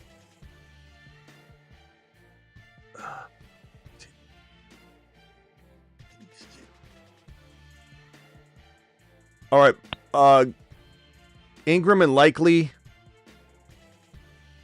I'm kind of worried about what happens if they're two kind of, I don't want to say injury-prone players, but a little volatile. Yeah. I'm gonna go. Maybe I go Brashard Smith here. I go Keaton Mitchell next, and then I'm sure if Keaton Mitchell goes, that I'll get sniped from this first overall draft slot with Keaton Mitchell, I'm sure. And then the tight end, I might grab Ferguson, Gadsden. I got Trey Harris. Harold Fannin. Fannon's a big swing, but he's also plays for the Browns. I don't know. Okay, I'm sorry. I got the caller on the line. Okay, here we go. This is you, right, bro? 561. I'm sorry about. Yeah. I'm sorry about leaving you hanging, bro. What's your name again? No, you're fine. My name's JJ. JJ. I'm sorry, JJ. Go ahead, JJ. What can I do for you, bro? So I just have another question. What do you like? I know you talked about the Jags receivers, but also what do you think of the backfield? I'm going to love it, but we're all kind of lying to ourselves if we say we feel like we've got a good feel of it, man. Because ETN could be revitalized, or he could just be like, he could get Javonte treatment the way Javonte might be set aside at some point. I kind of like cuffing the whole thing in best ball once in a while. It's not an easy thing to do, and it's certainly you got to do it in the right situation. It's definitely not an easy task. But whoever gets it's going to be great, bro. Yeah, it kind of feels like it's ETN right now, but we really don't. Yeah, I mean he drafted Tootin. I like the way that I'm liking Bigsby right now, but love Bigsby. I hope Bigsby gets this shot. I mean, my midseason monsters do have both Bigsby and Tootin. So clearly that's my lean. I want to say ETN, and ETN's so talented, but my lean is Bigsby Tootin. But it's certainly, that makes sense from a midseason perspective. Like something happens, ETN, he gets hurt, whatever. But it's so hard to forget how good ETN was. He was a top 5 running back. What happened to him? Yeah, last year it was going at like the 2-3 turn. But also, do you like what do you think of the Bears backfield also? Because I know that Ben Johnson got there, and he might want to split the workload with Swift and Roschon. So I'm not. What do you think of that? I'm taking Roschon very rarely, and that's it. Okay. I think. Oh, wow, so you're not touching it? I just think that like if he had gone after a big name rookie like Harvey or Hendy, and I know he kind of probably wanted to, and he just kept getting picked off, I'd be more okay with the situation, bro. But the fact that he didn't do anything, I don't know. I don't know. I don't know that we can expect the world, and I don't. Every like once in a while, a little something leaks out about Monungai, but I feel like it's more like anticipation than people actually knowing for sure. And then something comes out that is bad, like, oh, he looks slow. And then I saw a video looking slow, and then they were talking good about him. And real quickly, boys, tell me your pick here. I've got Ingram and Likely week 12 and week 7. Do I take Ferguson week 8 or Gadsden week 12?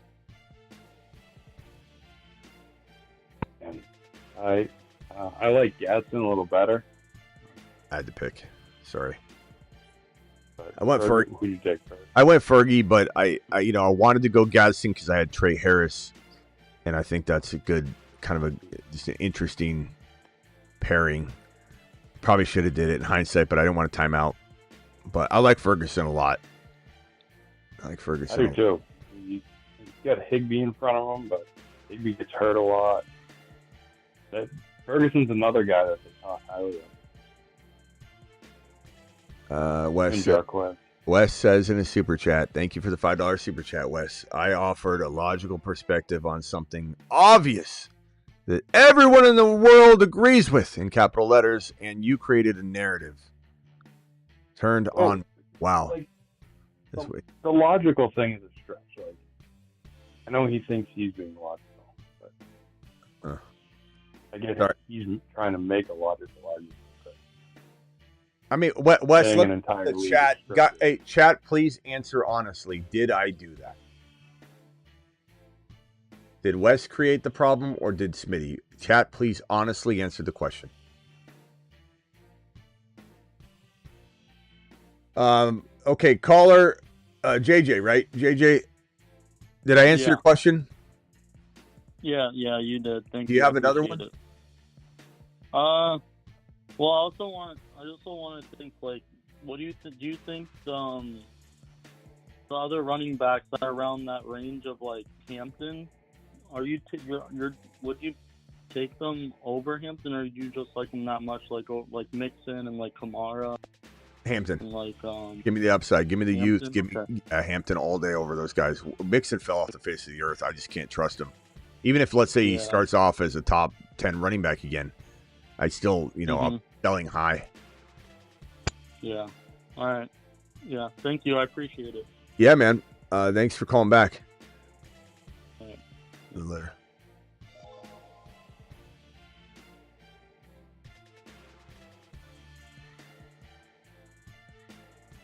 All right.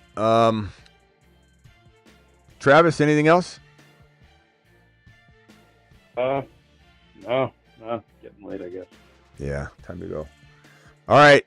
Thank you all for drafting with me. Let me give you my team real quick. JJ from the 5 spot, Bucky, Kyron, Joe Burrow, Travis Hunter, Debo Samuel, Bo Nix, Evan Ingram, Zach Charbonnet, Isaiah Likely. Again, weekly winners. So it's just about getting the lineup to pop one time or multiple. But Isaac Garendo, Trey Harris, Dylan Sampson, Pat Bryant, Keenan Allen, Brashard Smith, Keaton Mitchell, and Terrence Ferguson. Very solid weekly team. Yeah. That's a pizza party right there. Pizza party on me. We win a big major tournament. I can't fly everybody out, but anybody wants to travel, we'll be holding it. I'll figure it out. Well, man, this will be good. This will be good. This will be fun. We're doing it. One of these is gonna hit. I could feel it. That is a team right there. That is a team. I like it. All right. If you draft, you think you'll do the new one, the 6-person one tomorrow? Yeah, tomorrow we'll do 6-person drafts. They're really fun. I mean, we could jump in one. Like I said, anybody drops any. It doesn't have to be a massive super chat. Anybody drops a decent. How about a decent super chat? I'll do another one. I'll do a 6-man league right now, a 6-man draft. One of the 6-man. Just anything, something solid. Maybe Wes can save the day. Wes, you want to clean slate this? You can be the hero Redemption. At the moment. Redemption time for Wes. A substantial super chat. We'll do another. Wes turns from villain to hero with the click of a mouse.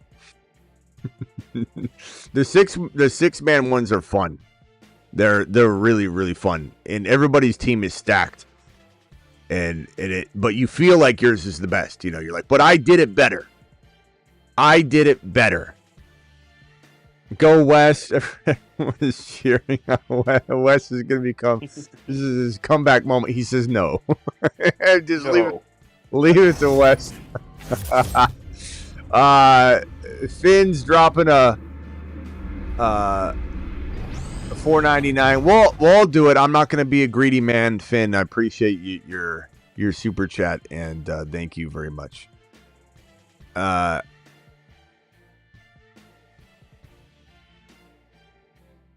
Okay, here we go. So I haven't clicked anything yet, so everybody calm down. We're going to go to the lobby. You're going to scroll over to the Badge Bros Brawl. Okay. A Badge Bros Brawl. You're going to click on that. It's a $10 entry. They're all quick 20-second drafts. There's not even an option to click one or the other, right? So you just click the enter button in 5, 4, 3, 2, 1. Click it. We're all going to get in. Remember, there's only 6 spots, 3 left. So 3 people are going to get in here with me, and they'll fill quickly, so I'll know it's you. You'll see them in the chat. We'll see the names. 3 to start. Badge Bros Brawl. 2 more to draft. 2 more. 2 more. 2 more. 2 more still. It's the Badge Bros. Okay, 1 more. Let me go to that draft and put it on the screen. Where is it? Okay, 50 seconds. Here it is. Let me load it. Now, the board's going to be shorter, so I'm going to have to maneuver my screen again real quickly. There we go.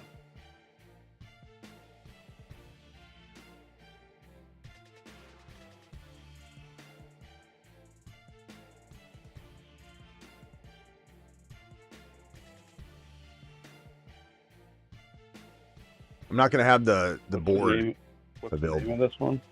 Actually, let me see if I can get the board back up. Hold on. Badge Bros. What's it called?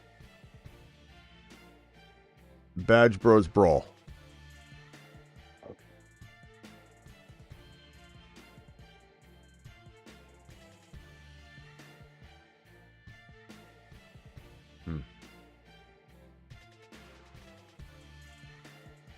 Let me see if I can close this and.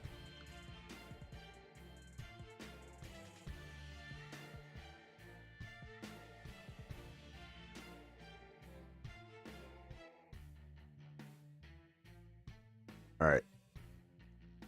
There it is. Oh! Whoa! Whoa! There we go. Okay, we're back. We're back. Almost on the clock. Right, so this is loaded. It's the same. Everything's pretty much the same. It's just there's 6 people in each draft, so everyone's team is completely, utterly loaded. So let's go lamb chops on this one. And it goes so differently than you think, too. And people do weird reaching that I haven't seen.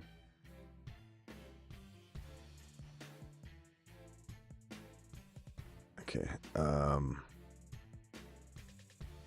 Genty, man. See how that reach? Genty was like 6 players down, and Genty was taken. So it's kind of wild in here. I don't have an RB yet, and I might reach down for the 3rd ranked running back, take Achane. So CeeDee Lamb, Achane. Everyone's got to stack teams, but there's a lot of different reaching because the ADPs haven't really balanced out yet.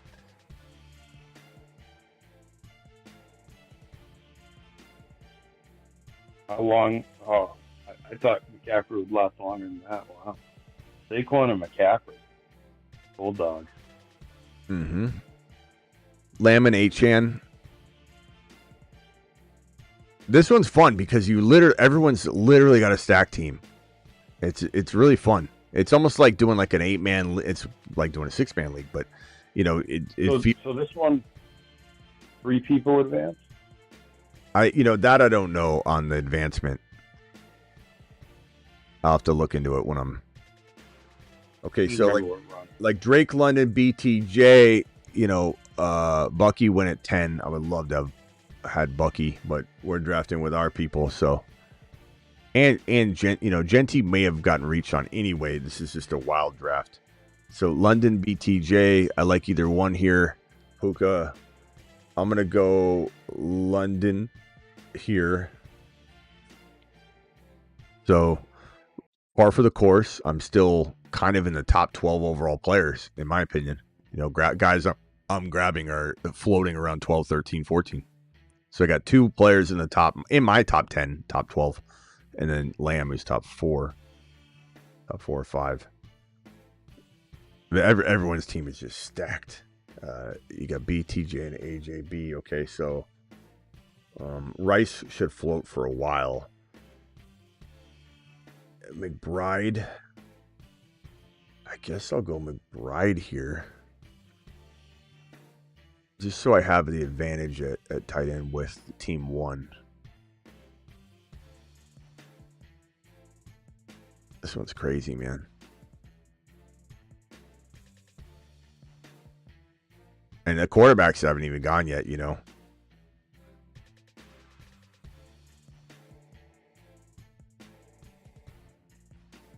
Oh, yeah, true. Wonder if QBs will go later. Well, look at team 1 stack 2 of them. Kind of hard to say if that's like a great strategy or a bad strategy because, you can even get even better quarterbacks later, So it's hard to really argue what you should be doing here. I'm gonna go Chase Brown here. So Achane Chase Brown.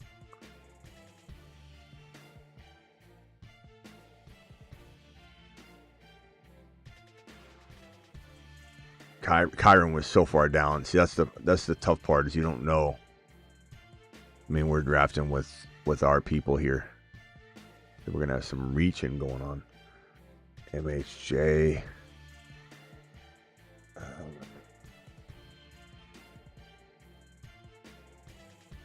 Let's go MHJ here. So Drake, CD, Drake, London, MHJ, Achan, Chase Brown, Trey McBride.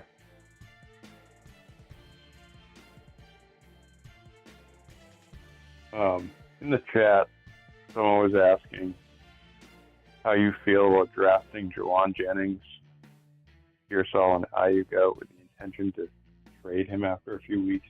You don't usually do. No, I never do that. I never give advice to you. You're why not just draft the player you right now that you want to trade for later? You know, why not? Why not just do it? Team 1's trying to hog all the quarterbacks, which, you know, could work out, but at the same time, you know, we'll see what the RBs, like when you think about it, they got McLaurin and Jamar Chase and Derrick Henry, so in Bowers. So they've got good players, but everyone else is going to one-up them just a little bit. I'll take Hurts here. Like, I didn't do it. Full 18 rounds? Yep, full 18. Everything's exactly the same. The lineup is the same. Prizes, first place gets $100K. The tournament is as follows. It's qualifiers is week 1 through 4. So it's just like Best Ball Mania. It's cut in half.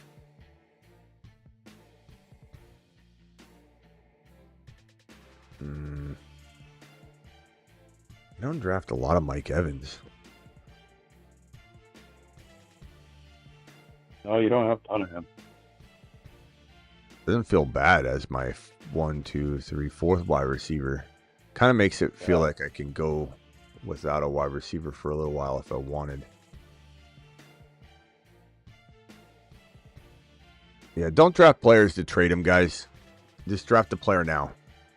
I'd rather reach a little bit on the player you're eventually going to want than to worry about trying to get some. What are you going to get? Something little? Like you're going to be begging to get out of it. If you're trying to draft a player you need to trade, not a good idea. Yeah, the most common one you hear is Bowers and McBride. A lot of people bring that up. I'll go George Pickens. I got Lamb and Pickens. That could be interesting.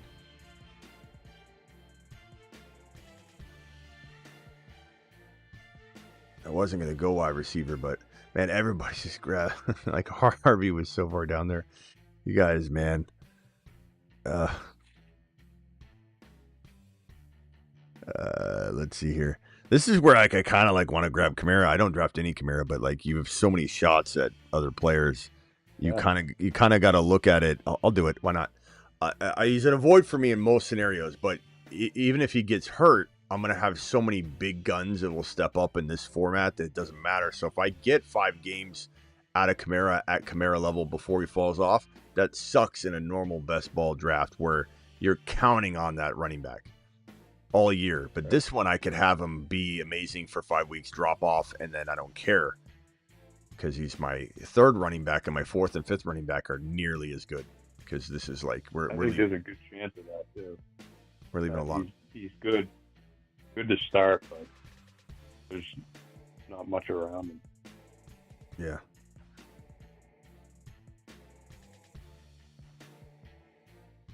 Let's roll.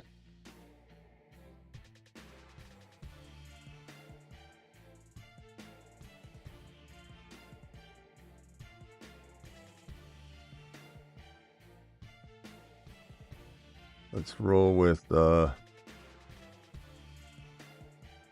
I'll go Debo here.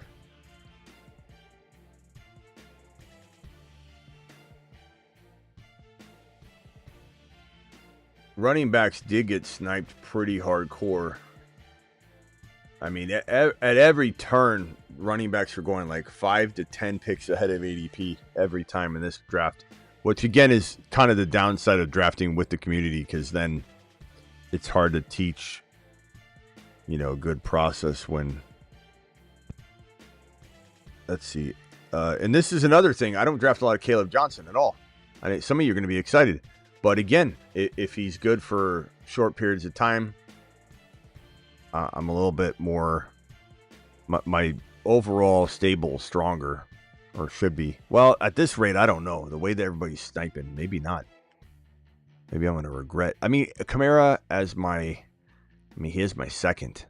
Maybe it didn't work out quite as well as I wanted.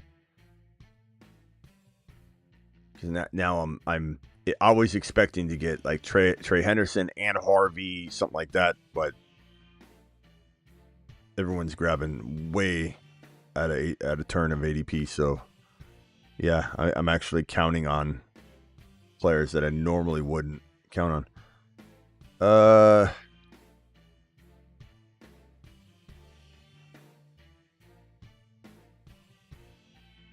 I'll go Pacheco here.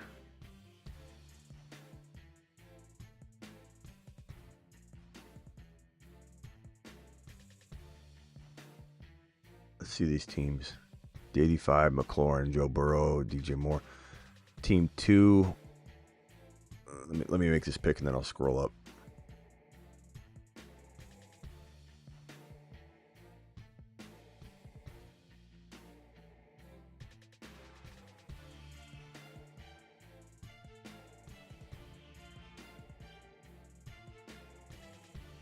I'll go Kyler.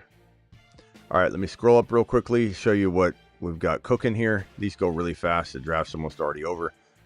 Jamar Chase, Derrick Henry, Brock Bowers, Lamar Jackson, JD5, Terry McLaurin, Joe Burrow, DJ Moore, Chuba, Zay Flowers. I think that the team one, you had a good thing going, but I think when you went a little overboard on the quarterback, you didn't really compete with everybody else. And I'll admit, my team doesn't feel like the best team. Gibbs, Neighbors, Nico, Josh Jacobs, T. Higgins, Brees Hall, JSN. Good. Bijan Bucky, Achan Rice, Garrett Wilson, Devontae Adams, and Marion Hampton, Laporta. That's the best team so far in draft slot 3. That's great. Barkley, Christian McCaffrey, Puka, Ladd, Josh Allen, JT, Tyreek. That's a good team as well. My team is Lamb, Achan. Oh, no. Sorry. Kamara is my number 3 running back. I forgot I had Achan. Maybe my team ain't bad. Yeah, what am I doing? You're good. What am I saying? I must have not scrolled up and I was just judging my team. I don't know. Let's go Dak here. Okay, so my team is Lamb, Achan, Drake London, Trey McBride, Chase Brown, MHJ, Hurts, Mike Evans, George Pickens, Alvin Kamara. Never mind, my team's balling. I don't know what I was looking at or what I was remembering. I think maybe I was just looking at I think I was looking at this. I think I had it like right here and I just didn't even realize I'm like Chase Brown, Kamara. I'm in some trouble and I'm like, oh wait. See if my team's balling, bro. I'm on the clock. Achan's a big difference. Yeah, well, not to mention Achan, Lamb, and Drake London I wasn't even looking at. Yeah, true. Lamb, Achan, London, Trey McBride, Chase Brown, Marvin Harrison Jr., Jalen Hurts, Mike Evans, George Pickens, Alvin Kamara. Maybe my team is in the top 2, actually. Alvin Kamara, Debo Samuel, Caleb Johnson, Isaiah Pacheco, Kyler, Dak, Egbuka. Is pretty damn good. And then this top team here, JJ Genty, the 6 team, JJ Genty, BT, AJ Brown, Kyron, George Kittle, Mahomes, Worthy, RJ Harvey, really good team as well. Yeah. But see what I mean? Like, they're all stacked. I don't know which one's the best. Guys, which one's your favorite team? Which one is your favorite team? I need some tight end support here. We'll go Kyle Pitts, and that gives me a bye week 8 and 5. I got McBride and Pitts, and then I probably need another one. I don't necessarily need another one, but I probably will grab one. I'll queue somebody, and then if any other position I needed to grab somebody, it would be running back. Ray Davis or am I okay? Do you think I'm okay with Pitts and McBride? I probably am, right? You should be. I'm a little more worried about RB. Let's go with my boy Jaden Blue at the final pick, just for good measure.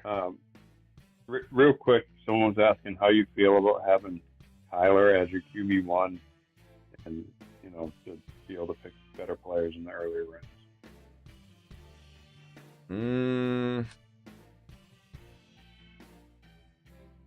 I'm fine with Kyler, but I don't tend to have a He lot. was saying Knicks or Kyler, and obviously Knicks over Kyler, but I would say Knicks way over Kyler. But I think I usually, when I draft Kyler, I also draft Knicks. Even in a 1 QB non-best ball, I'm still drafting someone like Dak or Kyler with Bo Nix. Because I feel like I didn't get the quarterback that I necessarily wanted, so I'm going to double up. This was a Badge Bros brawl. Real quickly, because the whole show got derailed, and I was trying to go on the Dylan Gabriel topic, and then it never ended up happening. But what I was going to talk about was that Dylan Gabriel, there is a chance that the Browns do Browns things. And the Browns are not a smart organization. The fan base is amazing. Even West falls into that. Okay, the Browns are a great fan base. I even think they're a better fan base than the Cardinals. You know, my own Cardinals. I think this is a loyal fan base, the dog pound. Like, how could you not love some of Green Bay-esque, type of vibes in terms of the commitment and the no matter what. They're putting on the paint. They're putting on the outfits. They're no matter what, rain or shine, wins or losses, Browns fans deserve better. But the Browns are capable of doing one of the dumbest things that a team could do, which is cut Shedeur Sanders.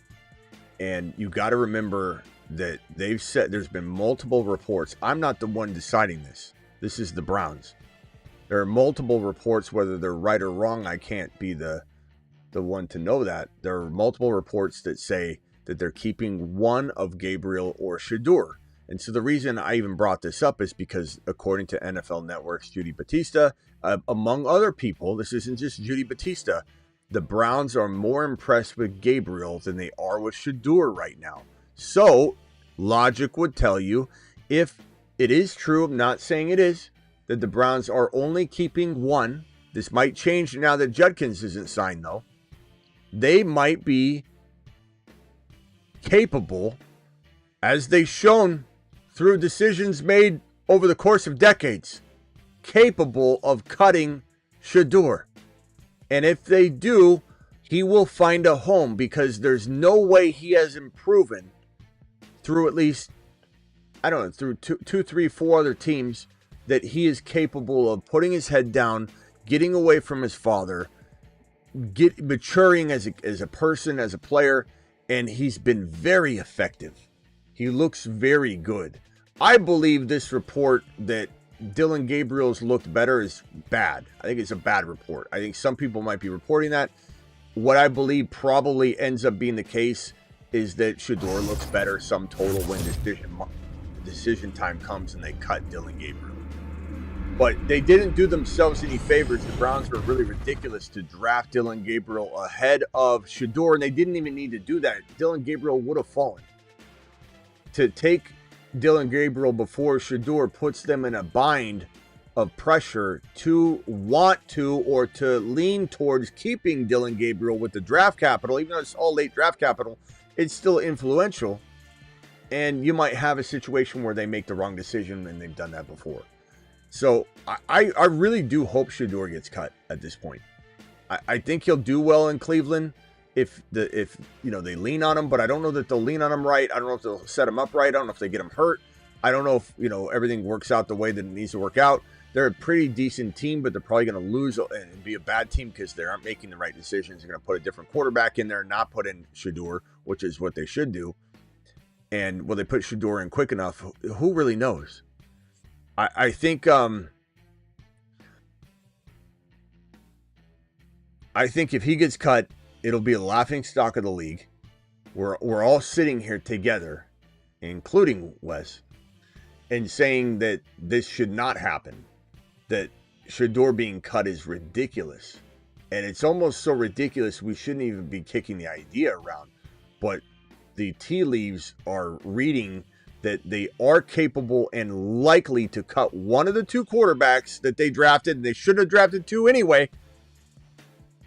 They're more than capable of cutting the wrong one, the one they drafted after. If you think that it's crazy to cut Shedeur and not Dylan Gabriel, then why did they draft Dylan Gabriel ahead of Shedeur? That's part of the problem. Gonna be wild. Travis, any final thoughts on these topics or anything else real quickly before we jump out of here? And I think no, I didn't have any more. That was it. Dylan Gabriel doesn't even have an avatar. He doesn't have a photo.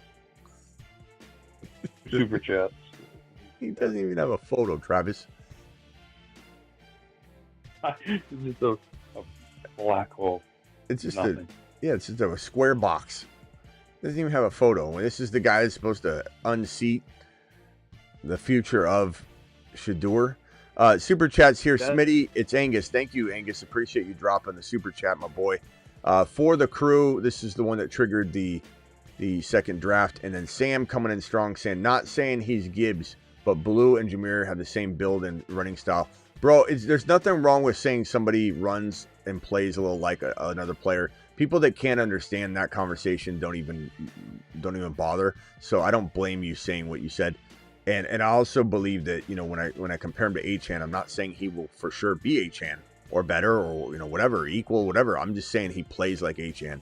I think Gibbs, there's some similarities that you could say, not all of his similarities, but or not all of his qualities are similarities, but I think that there's a lot of different pieces of different players you can pull into Jaden Blue to the moon. Thank you for your super chat. Go ahead, Travis, close it out. I was going to say, leave it to the Browns to get tricked by a guy who's probably just a good practice player. Mm-hmm. Good at processing and do a couple good things, but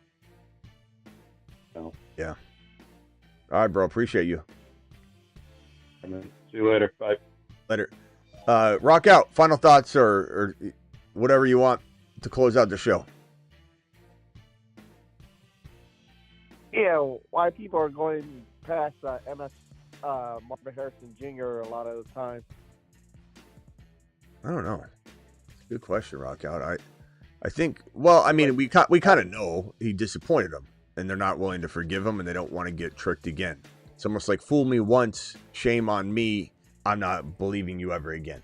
That's the way everyone's treating Marvin Harrison Jr. But the thing that I feel where the mistake is made is when people don't realize that the cost of entry is accounting for him not playing at the level that you drafted him to play at last year. It's drafting him at a level that's just slightly ahead of what he did last year. So instead of 900 yards and 8 touchdowns, MHJ can get 1,100 yards, which is not far off, or even 1,050. Let's just say let's say 11. Let's give him respect. 1,100 yards. 1,100 yards he can easily pull in. That's a marginal improvement. And instead of 8 touchdowns, he gets 10. He gets 85 receptions. Those are marginal improvements, and that right there is locked in third and a half round value. So MHJ is one of the safer mid-third to fourth round picks you can find.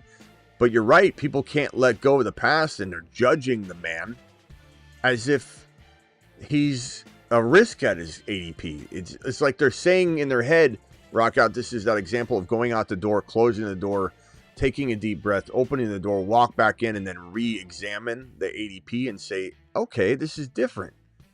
Like Kyren Williams wasn't as good as people wanted him to be last year. He's facing a lot of 8-man fronts. He was still unbelievable, still scoring double-digit touchdowns on the ground again. But he wasn't ultra efficient in the yards per carry, 4.3, I think it was, versus 5.0 the year before. But when people say things like, I can't believe in Kyren this year, I ask them, go out the door, close it, take a deep breath, walk in. What do you see? Do you see a top 7 overall pick? Do you see a guy that you drafted at like 12, 13 last year that he barely got you what you wanted? You're a little bit dissatisfied, but he kind of got there. Are you seeing that ADP? No, he's going in the almost 4th round. Okay. So does that look like maybe it's now a steal? Did he drop so far that you need to slap yourself across the face and re-examine the way you're looking at this thing? MHJ's not going 12 or 13 overall like he was last year. He's going 3.5, 3.8, 3.7, and the marginal increase in his stat lines across the board are going to be baked in. So I agree with you. He's a fantastic wide receiver 1 and a running back Marvin Harrison Jr. third drafted player build.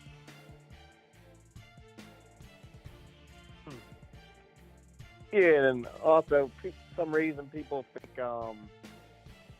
Bucky Irvin's too high. What's your I don't feeling hear on that.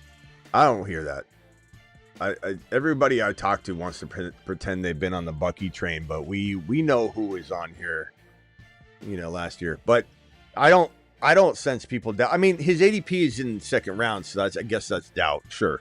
But I don't hear a lot of people saying he's going to bust on his ADP. I hear people say he's a steal at his ADP. His ADP doesn't move much. That's great. But I warned the world a couple of weeks ago that if there is a running back that's going to climb into the 1-2 turn, like 13, 14, 12 overall, it's Bucky. So get your fix now in case something happens. Something, one big play, one coach, speak. Bucky's going to lead the league in rushing yards, and you're going to be like, oh, Bucky's going to have 2,000 total yards. You hear Bulls say that, it's over. You're drafting him at 12. Yeah, I mean, like seeing people pass him over for like a Josh Jacobs for whatever reason. Yeah. I'm about real talk, and I see the patterns in this entertainment business. Thank you for your knowledge, Wes. Appreciate you. Anything else, Rock Out?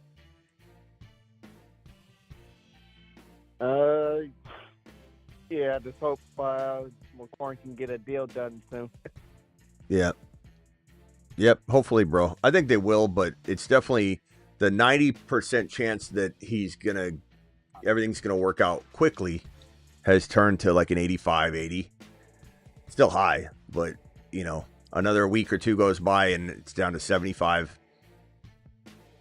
Yeah, still high, but hope they don't be on 49ers kind of time. Yeah. I don't think. I mean, but the thing is, though, he's the kind of guy that's going to show up anyway, I think. I mean, hopefully. I don't know. Money talks, but he feels like such a stand-up dude. All right. Yeah. Rock Out. See you tomorrow, my boy. Appreciate you. All right. Cool. All right. I'm out of here, guys. Don't forget to get on over to the Patreon. I'm going to go over there right now, and I'm going to type something. My Patreon is 365 24/7. Do it live. Here's the link. Appreciate you all. Smash that. Let me go into the Patreon here. Let me type in a message here to everybody. Hey all. Any post graveyard show topics. Hunter Blue ? Boom. I just posted that. If you want to be a part of that, hit that link. Rock Out just typed great show. Thank you, Rock Out. Appreciate you. I'm live Monday through Friday at 8 p.m. Eastern every single Monday through Friday. I'm additionally live whenever big news breaks. And I'm additionally live midnight Eastern like the show you're watching right now. That's a potential of 3, 4, 5, 6 shows a day. It's crazy up in here. This is the third one today. We went live at 8 p.m. Eastern. That was the 8 p.m. show, the staple flagship show. We went live on breaking news earlier, and now we're live again, graveyard style. See you all tomorrow. Appreciate you all. We need a Jaden Blue video and animation real shortly. I'll get on that. Don't worry. Blue Moon, baby. Blue Moon. You're my boy, Blue. Blue Moon season. Thank you to all my super chatters out there. You guys absolutely rock. Thank you, Jake. Thank you, Sam. Thank you, Finn. Thank you, Wes. Thank you, Rock Out. Thank you, Coble. Thank you, Wes. I'm reading them in order in which they're received. Wes, Matt, Poppin, Sir Brooks, Cody, Miller, Maximum, Sir Brooks, Carmine, and Ray G. Thank you all for the super chats and the gifted memberships coming in strong from Young. Young dropped, what was it? 5 gifted memberships from Young, 5 gifted memberships from Zach, and 5 gifted memberships from Young. You guys are absolute monsters. And then any celebratory messages, we got one from Young that said, Smitty, we love you, dude. We get W's because of you. Thank you, Young. Appreciate you, kind sir. Dealing with all my Niner talk that probably doesn't make you the happiest guy, but you're a real person. As I just said that word real, Wes says, I was about real talk tonight. Rewatch. Thank you, Wes. Wes making his re-debut tonight. And boy, did he come out swinging. Travis, thank you, mods. Thank you, Travis. Travis said 2.5 hour late night graveyard. Yeah, that was crazy. 2.5 hour show. Was not expecting to be here that long, but we do what we do.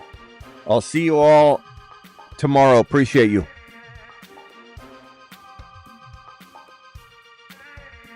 In a jam, call HHH and Associates. Triple H and Associates. Locations on Earth and Jupiter.